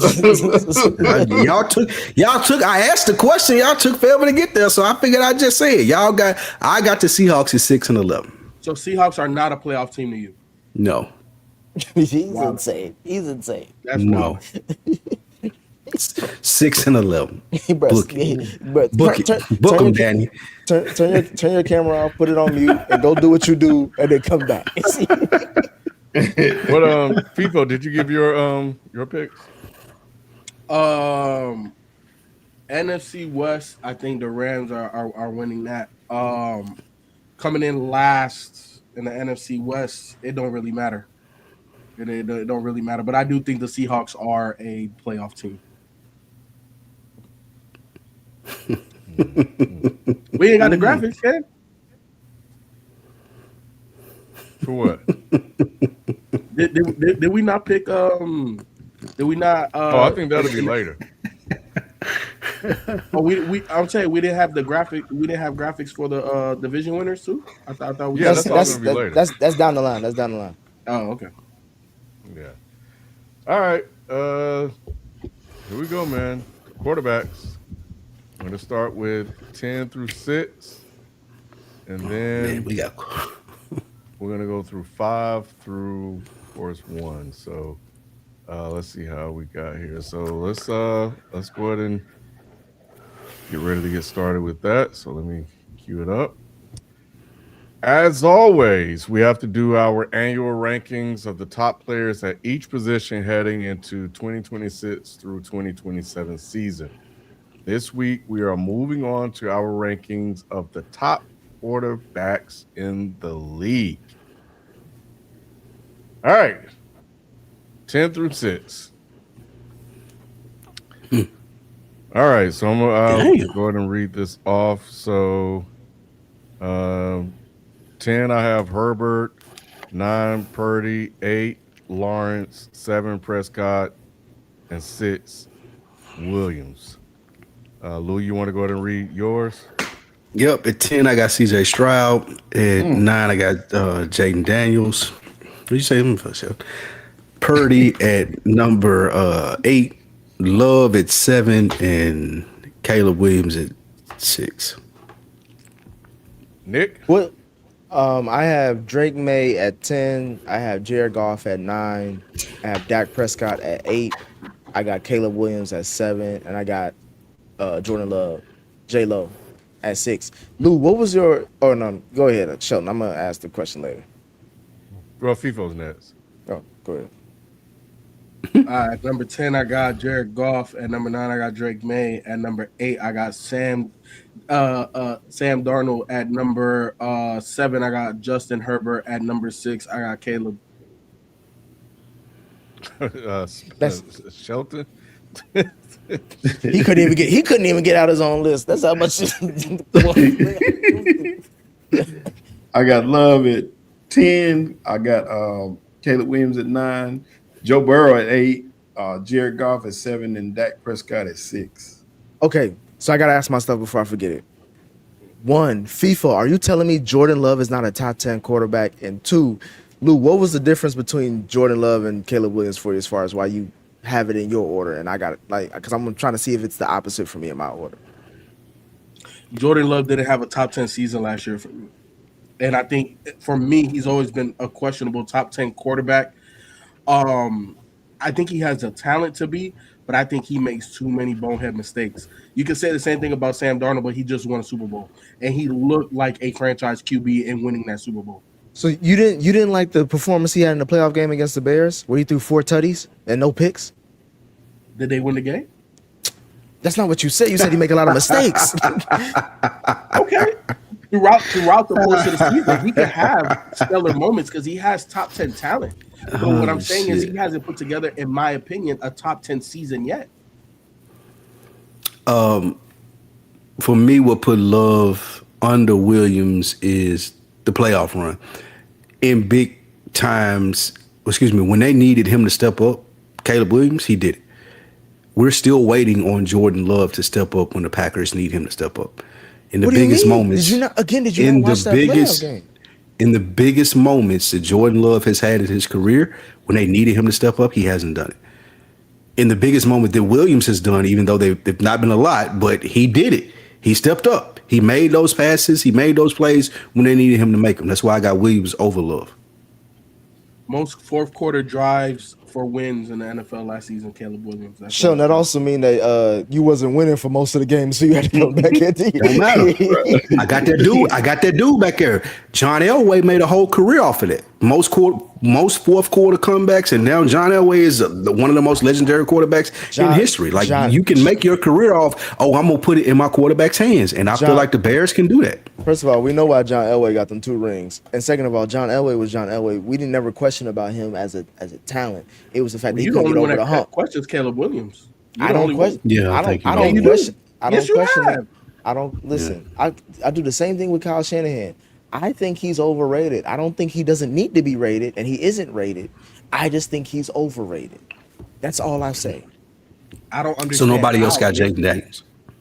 So let me ask this, right? Because on your list, so you feel that Jordan Love has shown you that you rather have Jordan Love as your quarterback than Caleb Williams? Yes. Based off of last year.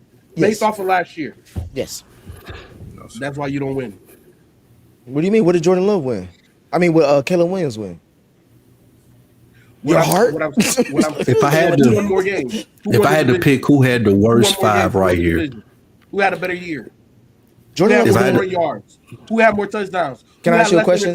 Can I ask you a question, FIFA? Better QBR. Can I ask you a question, FIFA? I've been saying, Nick, stop me when Jordan Love did something better than Caleb Williams last year. Who's been to the playoffs consistently ever since he's been a starter?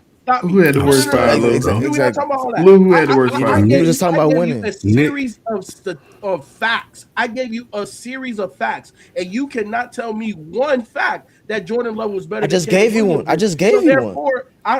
Your list. How did I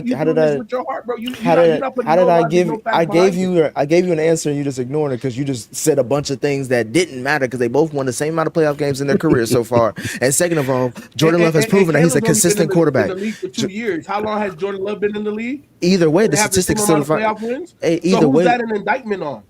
You picked him to come. Caleb Williams had a trash quarterback, a trash head coach year 1. So we talking about history now. Jordan Love came into Gucci Mane LaFleur. We talking about history. We talking about history now. Sheldon did not Feefo pick the Bears to go to the playoffs? Caleb Williams' rookie year.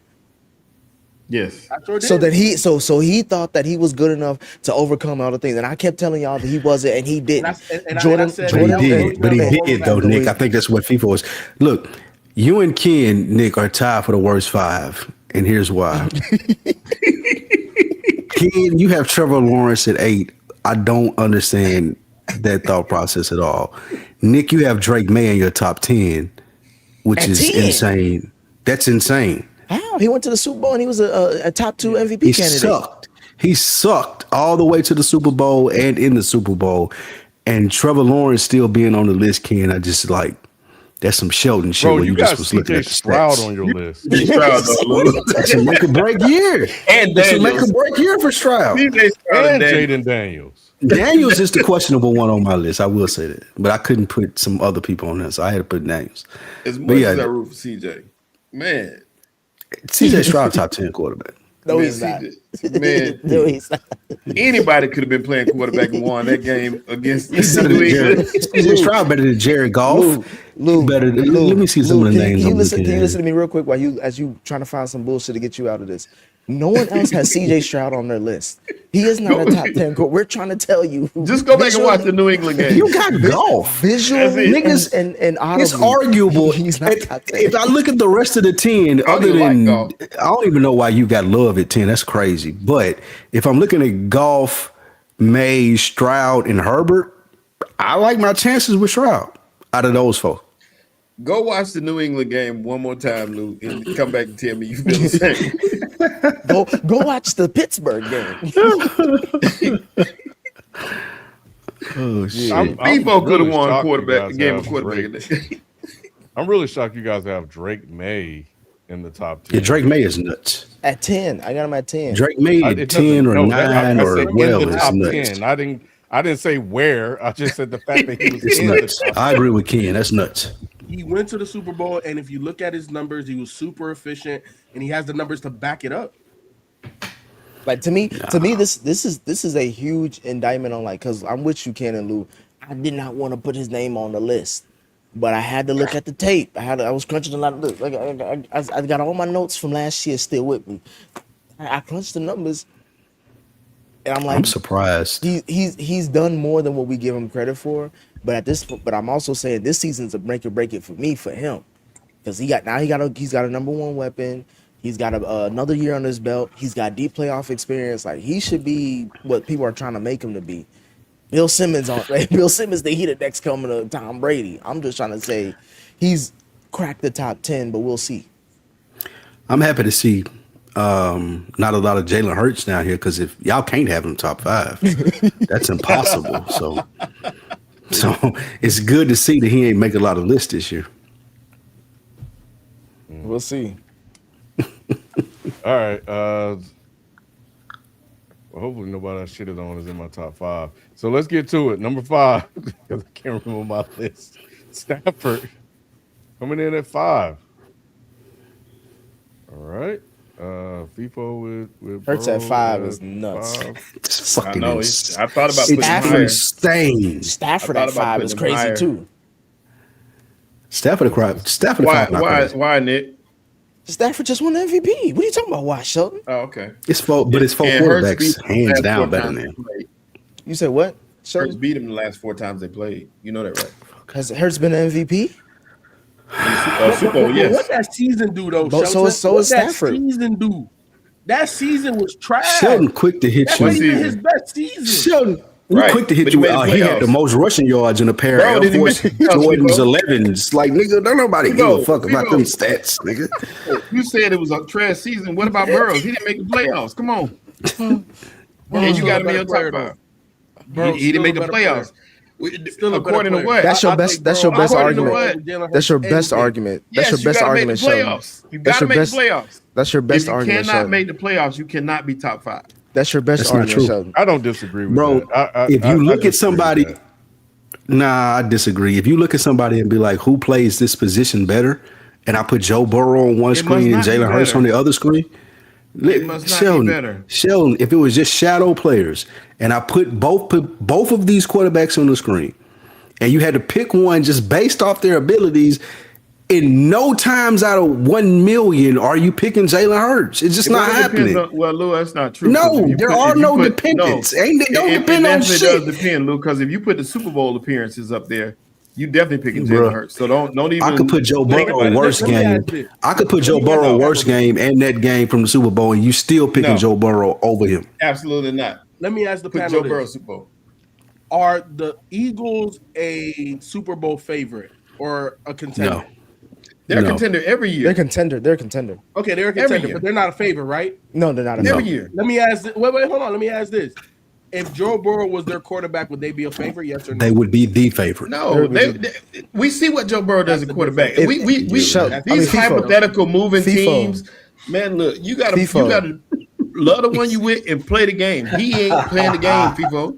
FIFO. And no, they wouldn't because he wouldn't play the whole year. He would get hurt like he always does. FIFO. AJ Brown will still be in Philly if Joe Burrow was their quarterback. And they would, Absolutely and not. they would be in bliss right now. They would be in fucking. It would be all like Nick Absolutely Sirianni not. would be talked about as the best If coach was a fucking fifth- ever. All of those things. If it was a fifth, we'd be all drunk right now. Let's talk about where he is and what he's doing where he is. He ain't This five. is the year. He ain't This- five.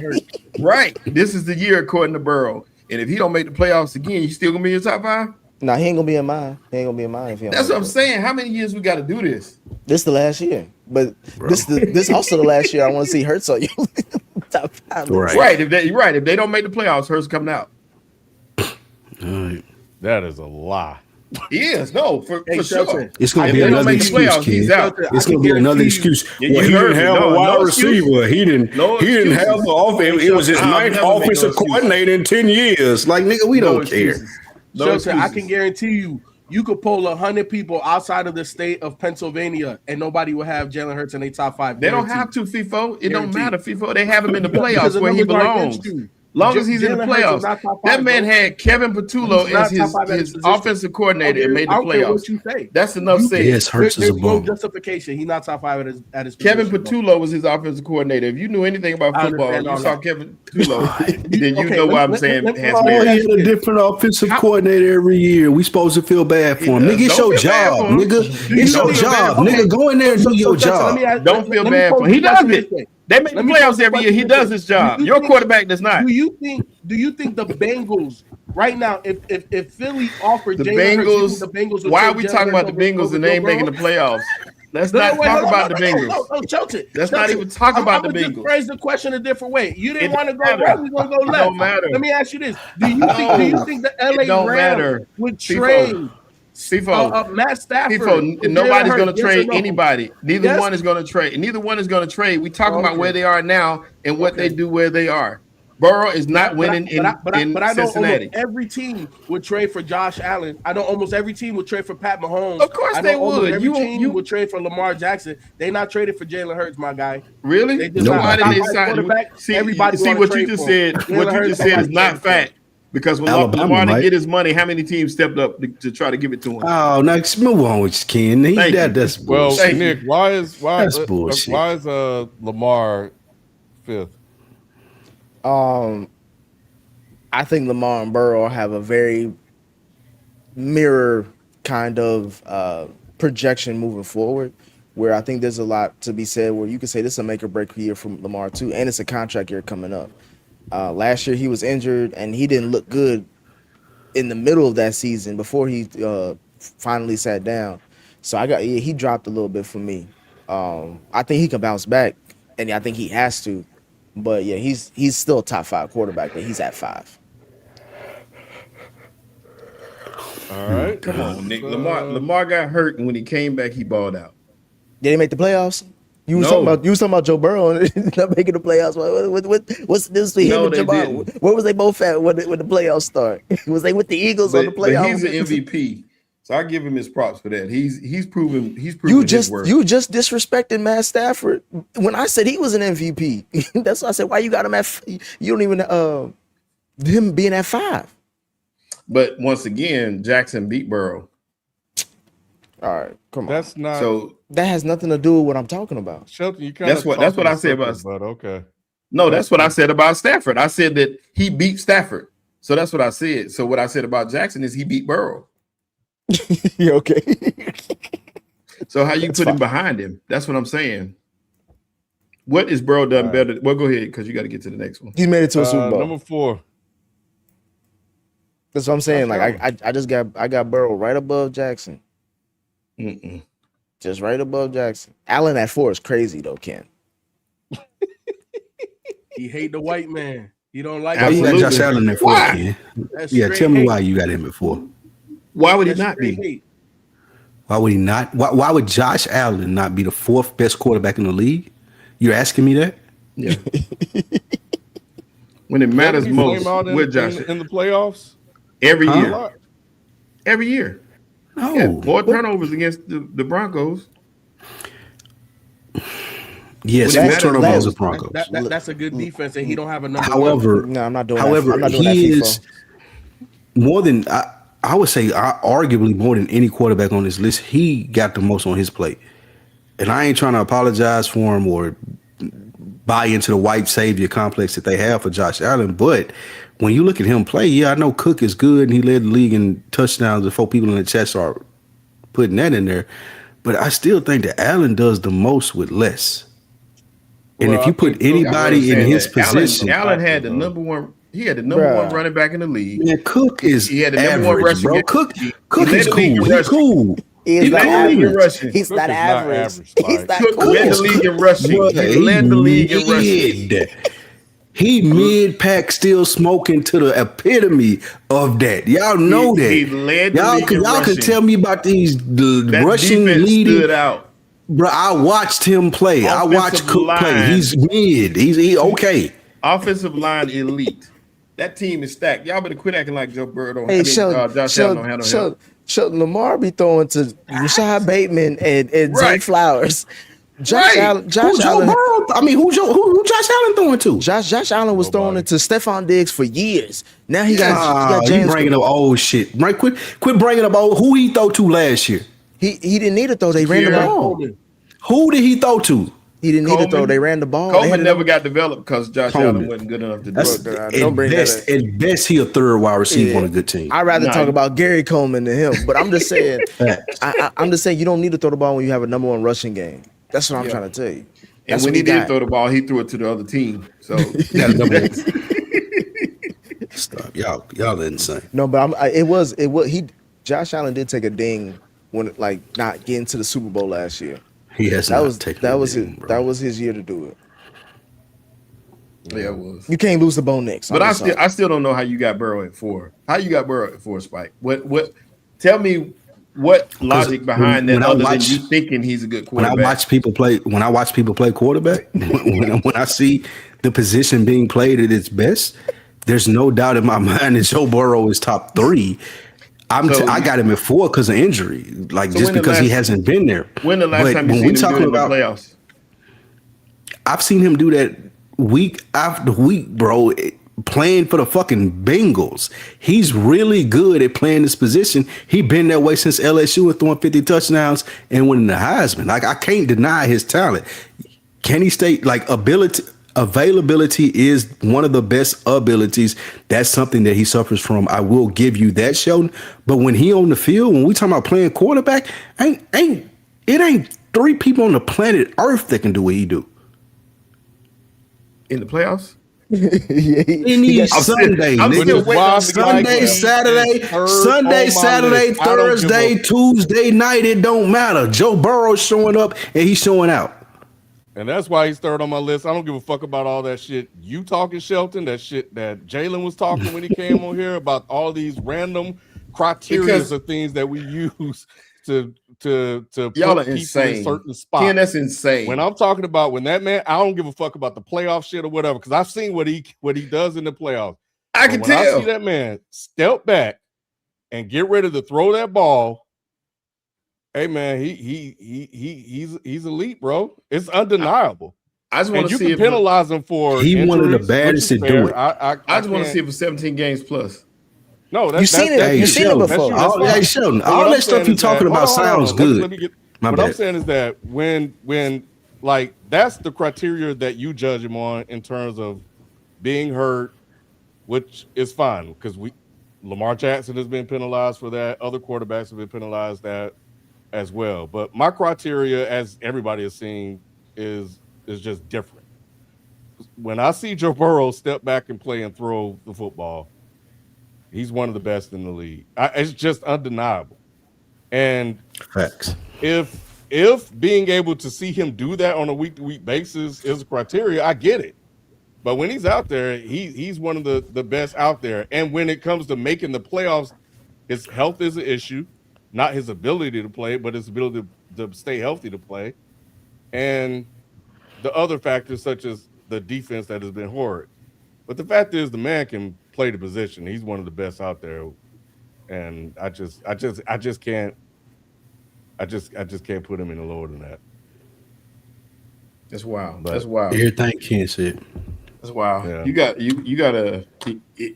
Sheldon, If you're not available and you're not in the Sheldon. playoffs, those two things are huge. That's Sheldon, top two for me. I mean, plenty of people can play. Sheldon, you're insane. No, if you there's gotta- not a lot of You people got to that get can out play. there. It and ain't do like it. There are playing not is a lot one of thing. elite quarterbacks that can play, Shelton. You got to Exactly. do it. Doing what Joe Burrow just- do is not like, oh, he's healthy, he can come out here and do it. No, Joe Burrow does it at an elite level. And for you to say, for you to question, Sheldon, for you to question Joe Burrow, but have Jalen Hurts in your top 5, that's I insane. see Jalen Hurts in the That's Jalen Hurts in the insane. playoffs Because look, every Sheldon, year. wait, real quick. I let y'all Every talk. I let year. you talk. Sheldon, I let you talk. Listen, he had a couple good Super Bowl. He had the Super Bowl game against Mahomes. He did well. That sounds Yes, crazy. you're A couple right. Good Super Bowls. No, he had the one Super Bowl. I'll say that. He had the one Super Bowl against Mahomes. But when I'm watching people play quarterback, and you talking about like the best in a field of what they do, it's undeniable that Joe Burrow is in that conversation. I look at Jalen Hurts and I wonder, should he be out there? Like, is he on the right? Is he playing the right position? Because like something don't look right some weeks. I ain't never said that about Joe Burrow. It don't look right in the playoffs every year. I never questioned Joe Burrow ability behind center. What's crazy is that's how a lot of these white sports people look at it. They look at it like how it looks. It doesn't look right. It don't look right to me. It doesn't look like the 6'4" prototypical white guy that stands back there and throws the ball. But that's it don't matter. Argument. It's who the race thing. I feel like is a race. That's lazy. The race thing is a lazy argument in the sense of we know what it.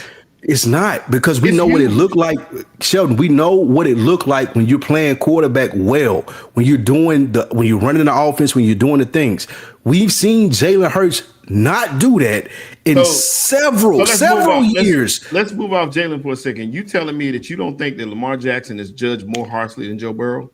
I'm not saying that. No. I didn't say that. Race is very important. Wouldn't you think it's his race that they're counting that on? You move the goalposts. When I'm talking about Joe Burrow, when I'm talking about Joe Burrow and Jalen Hurts playing quarterback, I know that there's a difference in those two skill sets. Anybody that watches football that knows anything about football, which I know you do because you bet money and lose it and win it every week. I know you just are playing into your fandom. It ain't nothing about Jalen Hurts looks at him like say, oh, he's as good as Joe Burrow. It don't. I'm sorry, it's not a real thing. Go back. Here's the real thing. I want you to go back and watch the game when they played against each other last year and come back and tell me the same thing. Go watch the game. You didn't watch that game, did you? I did. No, I watched all the games. No, you didn't. Go watch that game and come back and say the same thing. I watched them play head to head, and you tell me who's better. The one that won the game. Go watch it. Who team? That's it. I rest my case. Who got the better team? Who got the better roster up to now? All right. That's that. There you go. Moving the goalpost. That's the moving the goalpost part. Well, boom. Lamar Jackson is second for me. I see we got some Allens. Mahomes is up there with Nick, Allen, and Stafford. And Jackson. Did Jackson make the playoffs last year, Nick? He damn sure didn't. Okay. That's all right. I just quarterbacks. Just stat checking, Nick. Yeah. I just quarterbacks. But I understand based off what why you penalize him, and I get it. And I think if that's not necessarily a metric for me, but if what I was gonna say before Shelton and Spike started yelling at each other was that Shelton, if Allen and Burrow could be a legit flip, and the same thing with Jackson, but as you can see in terms of my picks, they're pretty consistent in terms of what I think when they get on the field. That's why I hear y'all critiques about playoffs this, playoff that, but no, I think even though I think when it comes to playing the game of quarterbacking, I think that dropping back, throwing the ball, I do think Burrow's better, but I think Jackson has an extra dynamic that Burrow doesn't have. And Is that racial, Ken? Is that about race right there? I'm just asking. I'm going by what I'm seeing on the field. I'm going by what I'm seeing on the field. And I know Jackson can throw the ball, and he can also run the ball. And Allen can run the ball too. So I wouldn't say it's a racial thing. I do agree with Spike in terms of the context of the argument that they were having that was lazy. But I also do agree with Shelton that with certain factors with that racism does play a factor. I think it plays more of a factor with Lamar Jackson than Jalen Hurts because the way they play the games are a little bit different. Agree. And it looks way better when Jackson plays it because he looks like he know what he's doing out there. But yeah, so I got. Hold on, Ken. Let me lead you down the yellow brick road. So what you're saying, what I'm surmising from the words that are coming out of your mouth currently, is that Jackson looks like the better football player when it comes to the black quarterbacks in comparison to Jalen Hurts, right? What I'm surmising, because you're also saying that you're taking what your eyes see. I think he has a better arm. I think he has better legs. And he was drafted into a situation that was the successor of the Ed Reeds and I'm bad with names, the Ray Lewis's. Ray Lewis. And better than who, Feefo? Well, I'm just saying, Lamar was the extension of that. You know what I'm saying? So he was drafted to a great organization. So the expectation was a little bit, and it wasn't high coming in, right? Because they traded back into the first round to get him. But once they saw that he could play, it's like, well, shit, nigga, we got everything. We had Ty Heat before the tight end they got now. Who's the tight end now? He be dropping everything in the playoffs. Mark Andrews. Mark Andrews. Before Mark Andrews, there was Ty Heat there. You know what I'm saying? So like, Ken, I'm just saying, Lamar looked like a better quarterback than Jalen Hurts. Yes or no? Obviously, based on your list, of course. He does. That's not an argument. I ain't never argued about which one looks better. I don't really care about looks. Here's what I care about. This is what I want y'all to do as well. Everybody on this panel, everybody watching in this chat, I want you to take everybody's top 5 quarterbacks and look at their record against Jalen Hurts. And then I rest my case. Okay, yeah, let's I move rest on. my case. He hasn't lost to anybody in this list. Nobody in none of y'all's list has he lost to. Shelton, He lost to Mahomes. Respectfully, I'm talking about I don't give a fuck. Okay, he's beating all all that these shit people. that you talking about. This fifth, All of them. Beat them fourth all. grade level sort Beat of them all. rubric or grading material. That's fourth grade. So to say we play the games not for wins and losses, we play for stats. Get that shit out of here. That what you saying? So that what you saying? If you That's play for fourth the grade to Raiders, play the wins and losses. if he played for the Raiders, that wouldn't be an argument. I'll take the fourth grade then, because wins and losses matter more to me than stats. You got your stats. Give me the wins. All right. Give me the wins. Yeah. 14-0 in the last 2 years against all y'all scrubs. No. What about Stafford?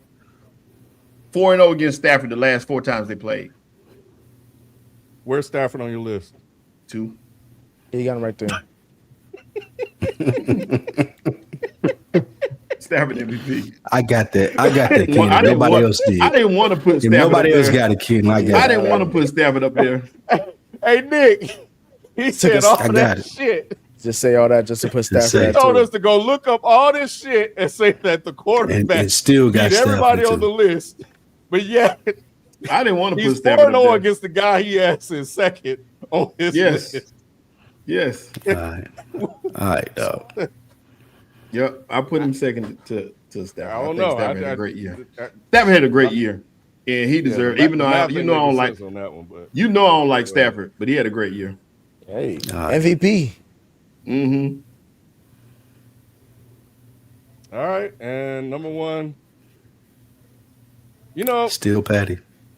It's still Patty. so Hey, I- you I- disrespectful. we gotta You have disrespectful, discussion, Nick. though. I think mean, this is- You a disrespect. Like, Nick, ahead, I Ken. thought I was gonna be the doing? only one to have Patty for real. Nah, but I do think that What? this is a legacy pick, right? Right. Man, get the fuck out. It has. That's what the man was hurt. Y'all shooting this nigga Bell before he even get to talk about this pick. Don't shoot no Bell, I'm not Ken. This talking is on about- Nick. No, but you saying this is a legacy pick. Y'all are setting up the court for him to get out of this. You can't get out of this. Patrick Mahomes is the best quarterback in football. To put Matthew Stafford right there is unfucking believable. It's Unbelievable. It's It not. is. Not based. Nigga, not that's why based you got off last Mahomes. season. Look, that's why you have Mahomes in number one. That's why. I have Mahomes because I don't like to bet against him because it is what it is. I don't care what it is. I don't care. We all know the best quarterback in the league is the nigga wearing number 15 in Kansas City. I don't care why you put him there. It don't matter. He should be there. It shouldn't be Matthew Stafford. Stafford won the MVP and he won the Super Bowl. Or no, he didn't. My bad. He didn't win the Super Bowl. He didn't win the. He's won a Super Bowl, but yeah. But he won the MVP. And the things that he was doing on the field last season, you can make the argument for being the best at your position based off of what he did. You can make the argument. Obviously, I didn't pick that, but Nick can justify the pick. Hey, FIFA, what was Nick, your hold on? I wish I was well loved as you was, Nick. With all this bill that niggas shoot me if I'm drowning out here in the ocean by myself. This is the person I shoot the least bell to. This is exactly. But Feefo said this before Ken even revealed my number one option, and I had Patty at 2, FYI. But my thing is, Feefo said Patty has not looked the same since Tyreek Hill. And Sheldon, numbers, man, factually, he's not off basis for saying that. Especially when Patty didn't make the playoffs last year and he's coming off of ACL. Having him at number one is being you talking about shooting bail, Lou. That's you owe the state. You owe the state for betting on something like that. I didn't think I was gonna be the only one that had Patty. Because Lou loved Patty. Lou loved Patty so much that he is not objective about Patty. Yeah, I'm the only one that's been objective about Patty in his situation because I called it out all them years ago when I said that this don't look right. This don't look right with Patty. I tell you what I see with my eyes with Patty, and every year you come in here and tell me what you see with your heart and emotion. I tell y'all niggas every fucking year, it's Patrick Mahomes. He gonna do what he do. Last year was an exception because he got hurt. Okay. Last year was an exception because he got hurt. But the year prior to that, I did not. Every week y'all came in here. I don't know about their receivers. Andy Reid may have lost it. I said, look, they got Patrick Mahomes. I stand on that to this day until somebody prove me wrong. He is that dude. I ain't betting against him ever. In no You said it was over for the Chiefs last year. Then you walked it back, and then you were mad after he got hurt. After he got hurt. But you still said it was over for Patrick Mahomes while he was still the quarterback. I don't remember. And then they started winning games. Yes, you did. You were like, damn. Yeah, he did. Because I was like, come on, stay with me. You were talking about, you was off. Yes. Lou be just talking, boy. I don't remember that. He be yelling and spitting in his mic and doing all that stuff. I don't remember that. Just to say I don't remember that. I don't remember that. I feel like Ken made it up. Because it sound like you. Oh, that's funny as hell. Nah, but I've always said my critiques is not about Patty. It's about what I'm seeing around Patty. And Lou, that's what I was gonna ask you. Name me his number one wide receiver. It don't matter, bro. I knew that was the same conversation that we had. It's the same conversation that we had when y'all was writing them off. Y'all told me to name his receivers, his offense. Well, Andy Reid watched. Y'all did this already. Sheldon, so Lou always talking about Bill Boswell. He don't need a real Bill Boswell if you want to get Rasheed Rice on the field. Are you kidding me? Anyway, man. Stafford's not a bad pick. It's not. The MVP's not a bad pick. It's crazy. I don't know. And he throwing a Puka.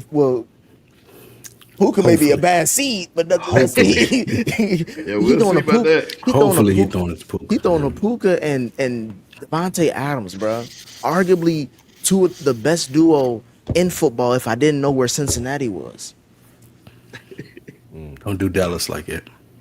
You don't even like Dallas like that. You don't matter what I like. You keep trying to Don't matter what I like. Don't matter what I like. We ain't talking about. We're not talking about what I like. We're talking about the duo. That's all we're talking about. You got shit to do what I like. You literally ask Sheldon every day the Eagles gonna give us a 3rd round pick. It ain't got shit to do with what I like. It got what the duo look like. You are hilarious, Lou. You don't know what you want. You don't know what you want. All right, so that's it. Our questionable top 10 quarterbacks of the NFL season. But yeah, let us know who you guys have as your 10, and we're gonna jump into the super chats real quick before we call it the night. Oh Lord, here we go again. Shedeur or Cam Ward? Who would you want? Neither. Nah, but look. Here's what I'll say, because I know I was early on Cam Ward last year, but I also just wanted to call out things that I was seeing. I just wanted to be fair in that assessment, even though it was his rookie year. But it wasn't looking good. You guys gave him a lot of excuses. The reason why, a lot of that has changed, and it seems like some of those things still exist. Based on what Feefo was saying earlier, some of the things that I was reading earlier. It's preseason, so we got a ways to say. I'm not down on Cam Ward yet, but I needed to call out the play and put a pin in it because, we may need to come back and revisit it. So now that he has some pieces in play, we'll see. So I'm giving him the second year, but I don't want but it hasn't been looking good from the reports that we've been seeing, but I still like Cam. I still believe in Cam, so I'm gonna give him the benefit of the doubt, but he's gonna have to start playing better. Give me Cam just because I think he's physically a better prospect than Shedeur. Give me Shedeur. I think it's tough to say either one, but I think Shedeur. I think so. Wait, hold on. Look, I just want, because I'm a Shedeur guy. But there's things that Shedeur just physically doesn't have that Cam has that you cannot teach. Like the arm is way more lively. He's a better athlete. He can fit the ball in the NFL windows better than Shedeur. And again, I think Shedeur is an NFL quarterback. But if we're talking about who's better right now today, it's still Cam Ward. Like I don't know how you can say Shedeur. Agreed. Yeah, you just talking, Sheldon, bro. I don't even know why this was even a question. It's a question now, though. It is. It seems to be that way. One's a starter, one's on the bench, kid. The question's been answered. What are you talking about? Well, we just talked about this ain't football. Well, that ain't football. 2 years in a row, Nick. Like, bro, God ain't looking out for him. Oh, he probably is. God probably is saying, "I want to put you out there, boy." God probably actually is looking out for him, though. God's like, just relax a little bit. I got something better for you down the road, my yeah. son. We got somebody. It's other things gonna open up. Just relax. He better hold up because this league is brutal. All right, moving on. 3 out of the 4 teams playing in the divisional round were NFC West teams. What are we talking about? We're talking about. This is what we're talking about. We're talking about parity. This is the NFL. A team can go from worst to best and best to worst. So that's what we're talking about. We're not talking about last year. We're talking about this upcoming year. That's what we're talking about. Woo Young. Yes. Facts. Everything that what Feefo said. Y'all Congratulations. Congratulations, NFC West people. No, it ain't no spin, Ken.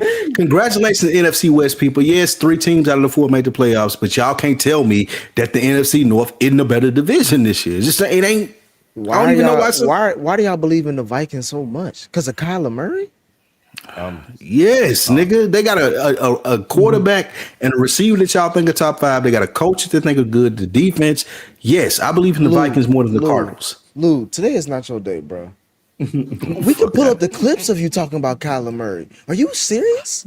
Yes, I fuck with Kyler Murray. All right, bro. Come on, move on, King. You was yelling in the mic about Kyler Murray. I don't know why you acting like you was. Speaking of the Vikings, Elijah, the Vikings are done. They had their chance. Thank you. Yeah, it might not be looking good. Y'all relying on a 5'7" quarterback who rather play the game than be in it. Elijah, NFC winners, Rams, Panthers, Packers, Eagles, AFC winners, Chiefs, Texans, Ravens, Pats. The Bills are done also.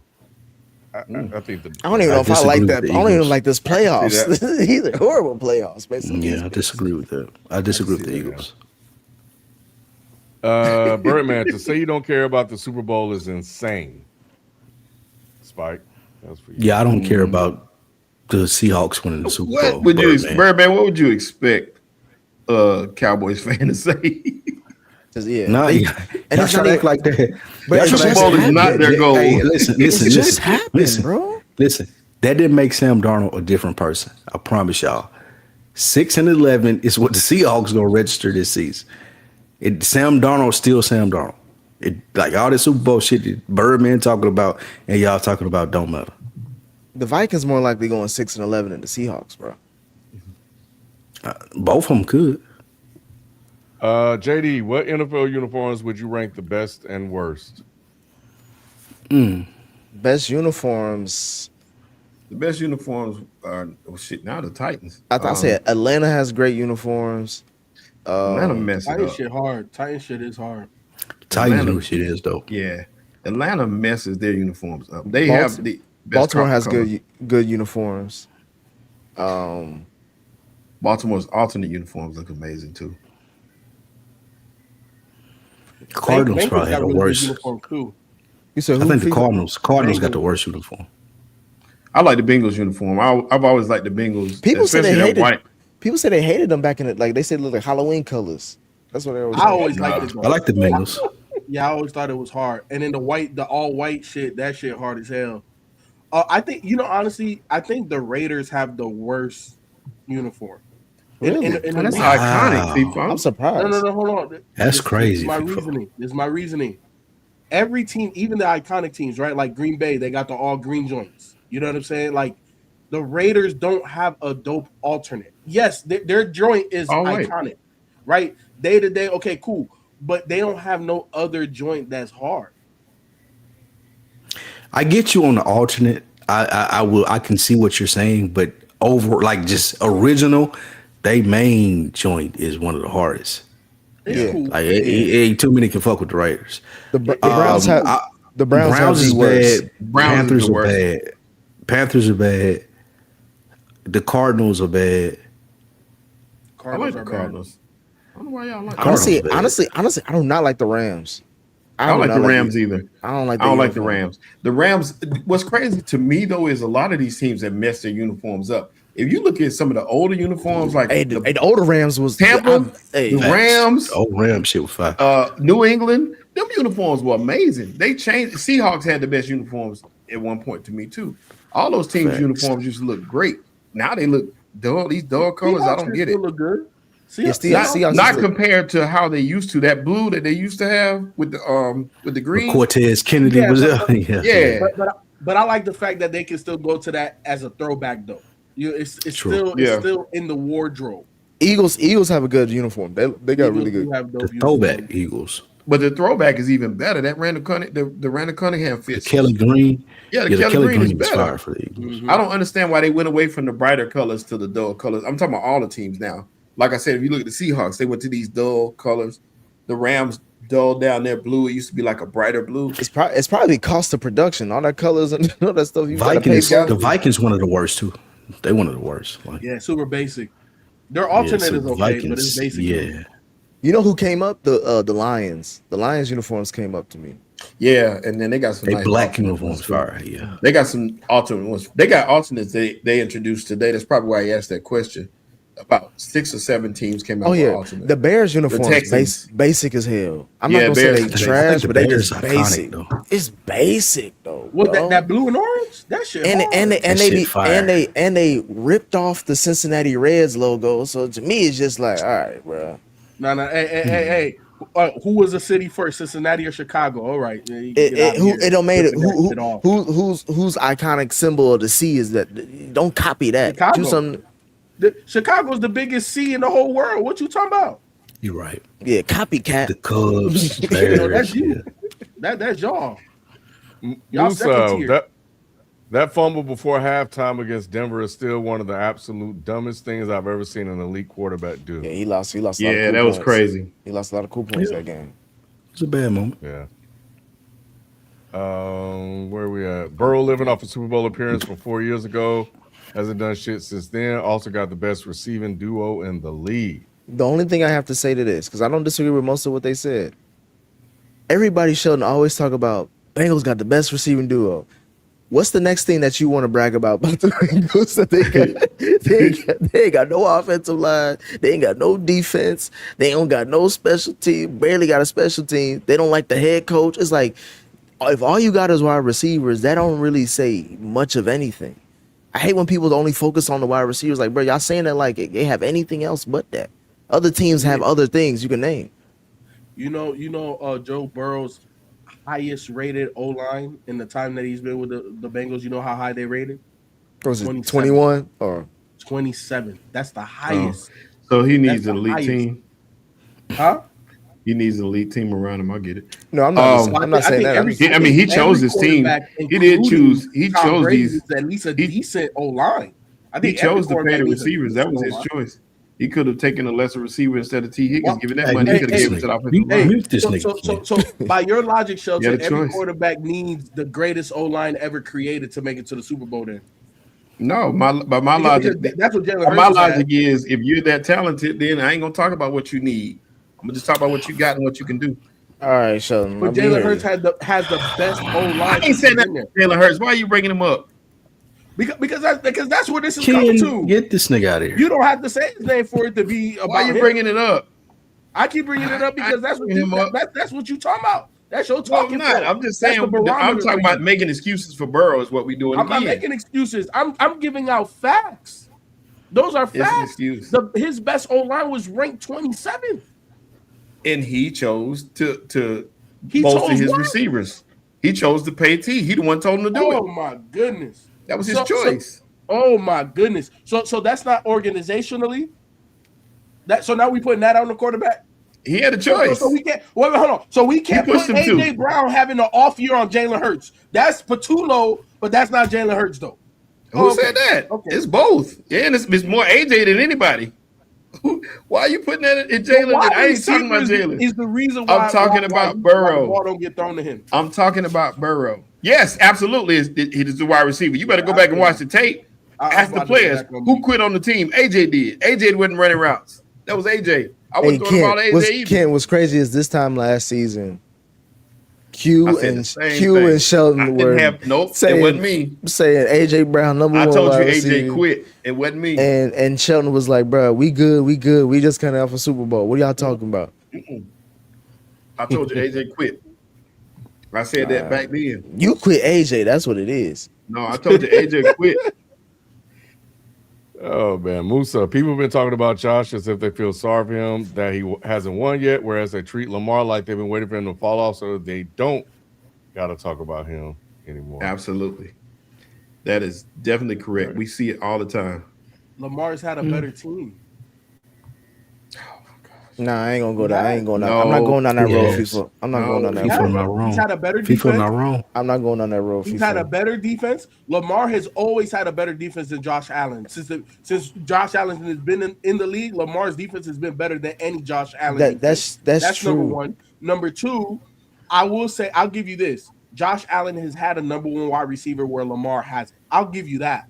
But outside of that, Lamar has had the better tight end. Lamar's had the better run game. Lamar's had the better organization. Lamar's had the better head coach. Lamar's had the better defense. FIFA. Lamar's had the better GM. Can I ask Lamar's you a had the question? better everything.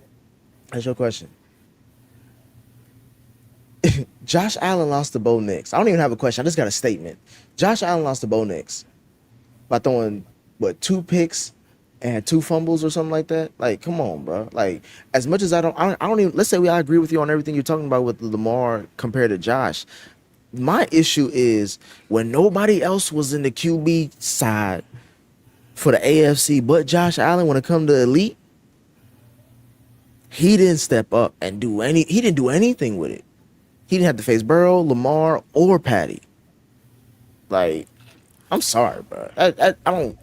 That stands out to me. I'm just speaking facts. Lamar has had a better organization and team around him from the moment that he got into the league versus Josh Allen. Yes or no? But what does Josh Allen do in the playoffs? Period. That's not the point I'm making. The point I'm making is based off of what I can't even say buddy name that sent in the super chat. He's saying that people have been talking like they feel sorry for Josh Allen. Josh Allen has had to endure more because he has had less. Come on, bro. No, he hasn't. No, he hasn't. No, he hasn't. He hasn't had less. Now Lamar has had more All Pros, but it's still more. It's closer than exactly. people make it seem. It's people making it like. But this more huge disparity. is close. More is Right. It still more, don't. It but still it's don't close. negate what people are saying. More is still more. More is still more. No, it's not they're not the exact same, but it's like Honey Nut Cheerios and Honey Oats. It's very similar. One of them still tastes better though. Pause. You know what I'm saying? That's all I gotta say. Pause if need be, but one of them still tastes better. You talk about quarterbacks, Lou. We gotta pause that. No, sir. Statistically, Patty been trending down for 3 years. Facts. He has. Yeah, it might be time. Yeah, It's just time for him to get some help. That's all. Yes. He's been doing it might be time for it. Well, it might be time for him to come off these lists too, Shelton. Wait, hold on. We gonna talk You can't do Patty, that. but we're not gonna say that about Josh Allen. Okay. I'm willing to have a Josh Allen conversation. We can't do that with Patty yet. 1 year out of the playoffs ain't gonna make me do that with Patty. All right. Tweets over doors. Instead of Hurst, why don't we compare Dak to Burrow? They're the same guy, to be honest. Nobody The expects. only difference between those two, Joe Burrow, he earned his nickname Joe Cool. Joe Burrow is good under pressure. That's the difference between him and Dak. A pressure situation. Nobody. That's true. We just hadn't seen Nobody Burrow under expects. pressure in years. Nobody expects anything from Dak. Not Cowboys fans. Not y'all. No one expects him to do what Joe Burrow can do because there are zero expectations for Dak. I'll tell you this as a Dallas fan. I ain't got no expectations. Well, if we win 6 games, we win 10 games, we win 12 games. Zero expectations come from Dak. My thing is, I feel like Burrow's done this to himself. Where as far as like when you don't make the playoffs for 3 years in a row, you're gonna have people say anything about your name. And this is a question. This is a question that is highlighting that point. And I think that Burrow has expectations.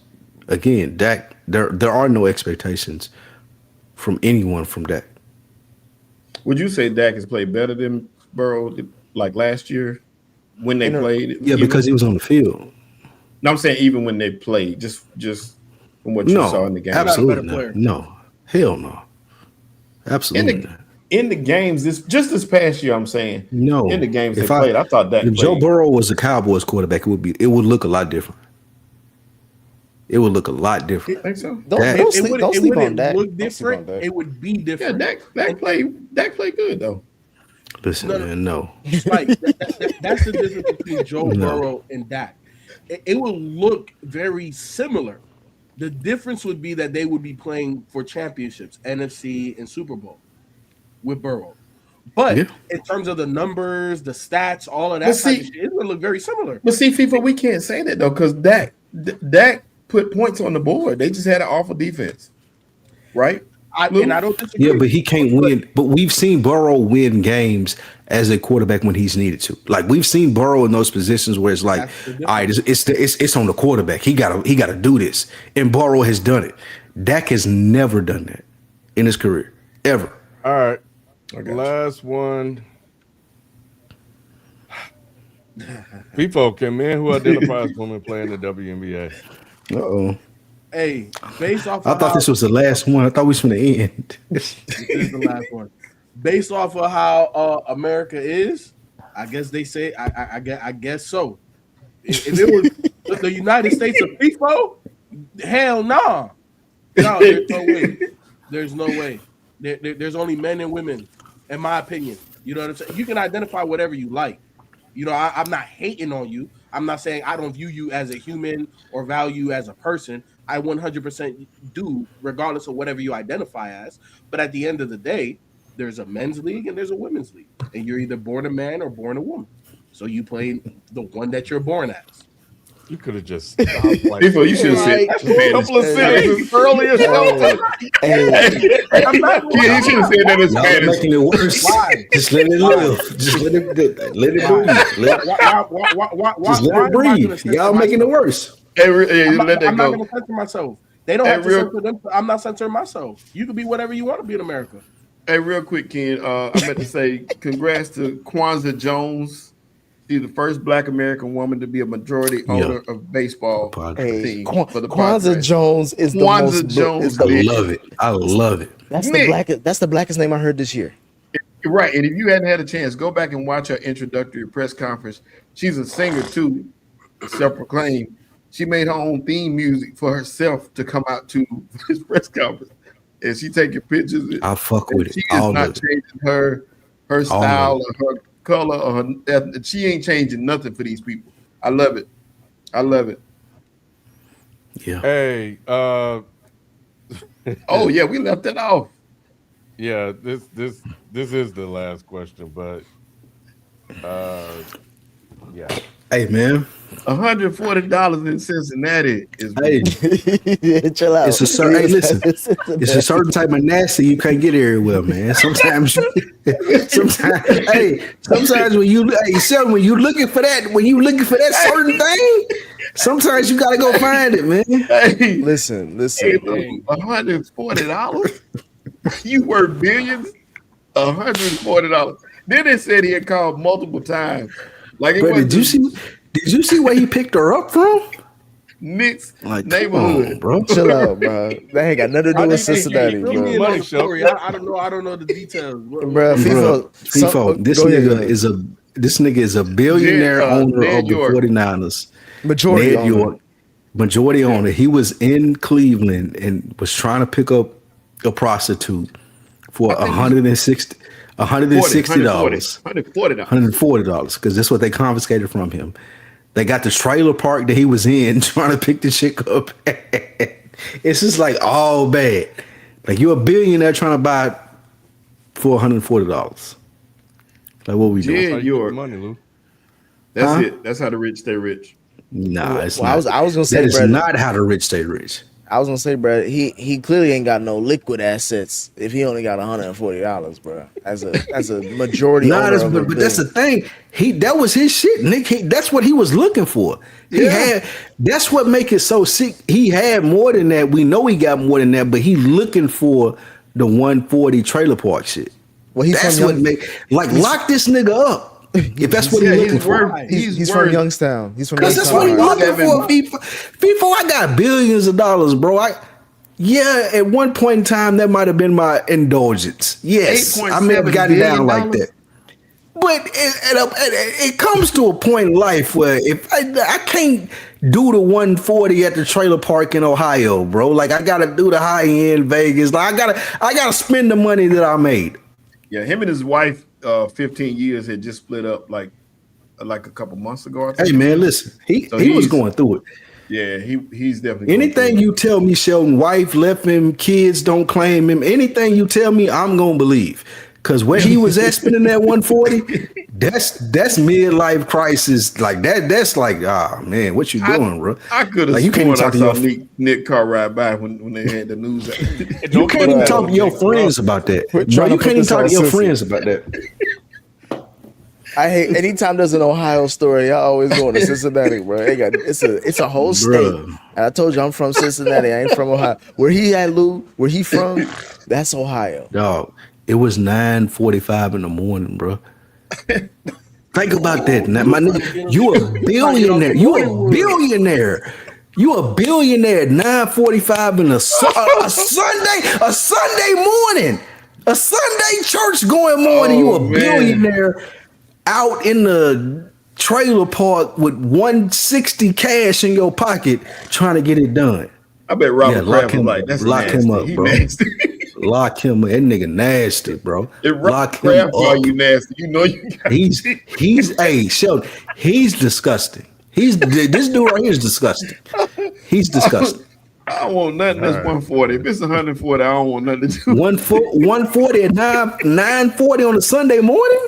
Come on, bro. That's the devil's work right there, boy. Bro, that all devil. You know what's crazy? Listen to me, dog. That's some Breaking Bad shit. That's beyond that because the crazy thing is that there's levels to this shit, and he knows people that know people that can get him in contact with them higher. That's the point. And, bro, trailer park, and like you said, I didn't even know it was 9:45 in the morning. In the morning. You could have hit up. You woke up on that type of time. Like, I need something like at 9:45 in the morning at the hotel room, like ASAP. You know what I'm saying? I'll cash out you. I'll Zell you, bruh. Like, bro. What is you talking about? Either you woke up on that type of time, or you been up all night on that type of time. Either one is like, bro, what are you doing? You couldn't even get your assistant to go bag one. Come on, dog. That's what I'm saying. That's what I'm bro. saying. I'm saying. That's talk to Robert Kraft. Call him. See what he got going on, bro. Or hit up Deshaun. Oh, okay. You got to end it now, Ken. I'm gonna say you got the source. You got the source right there. All you gotta do is go to Deshaun and be like, bro. End it now, Ken. We appreciate y'all coming through. We got head coaches next week. Next week we out here, y'all. Man, please. Hey, Deshaun, where they at? I need me one.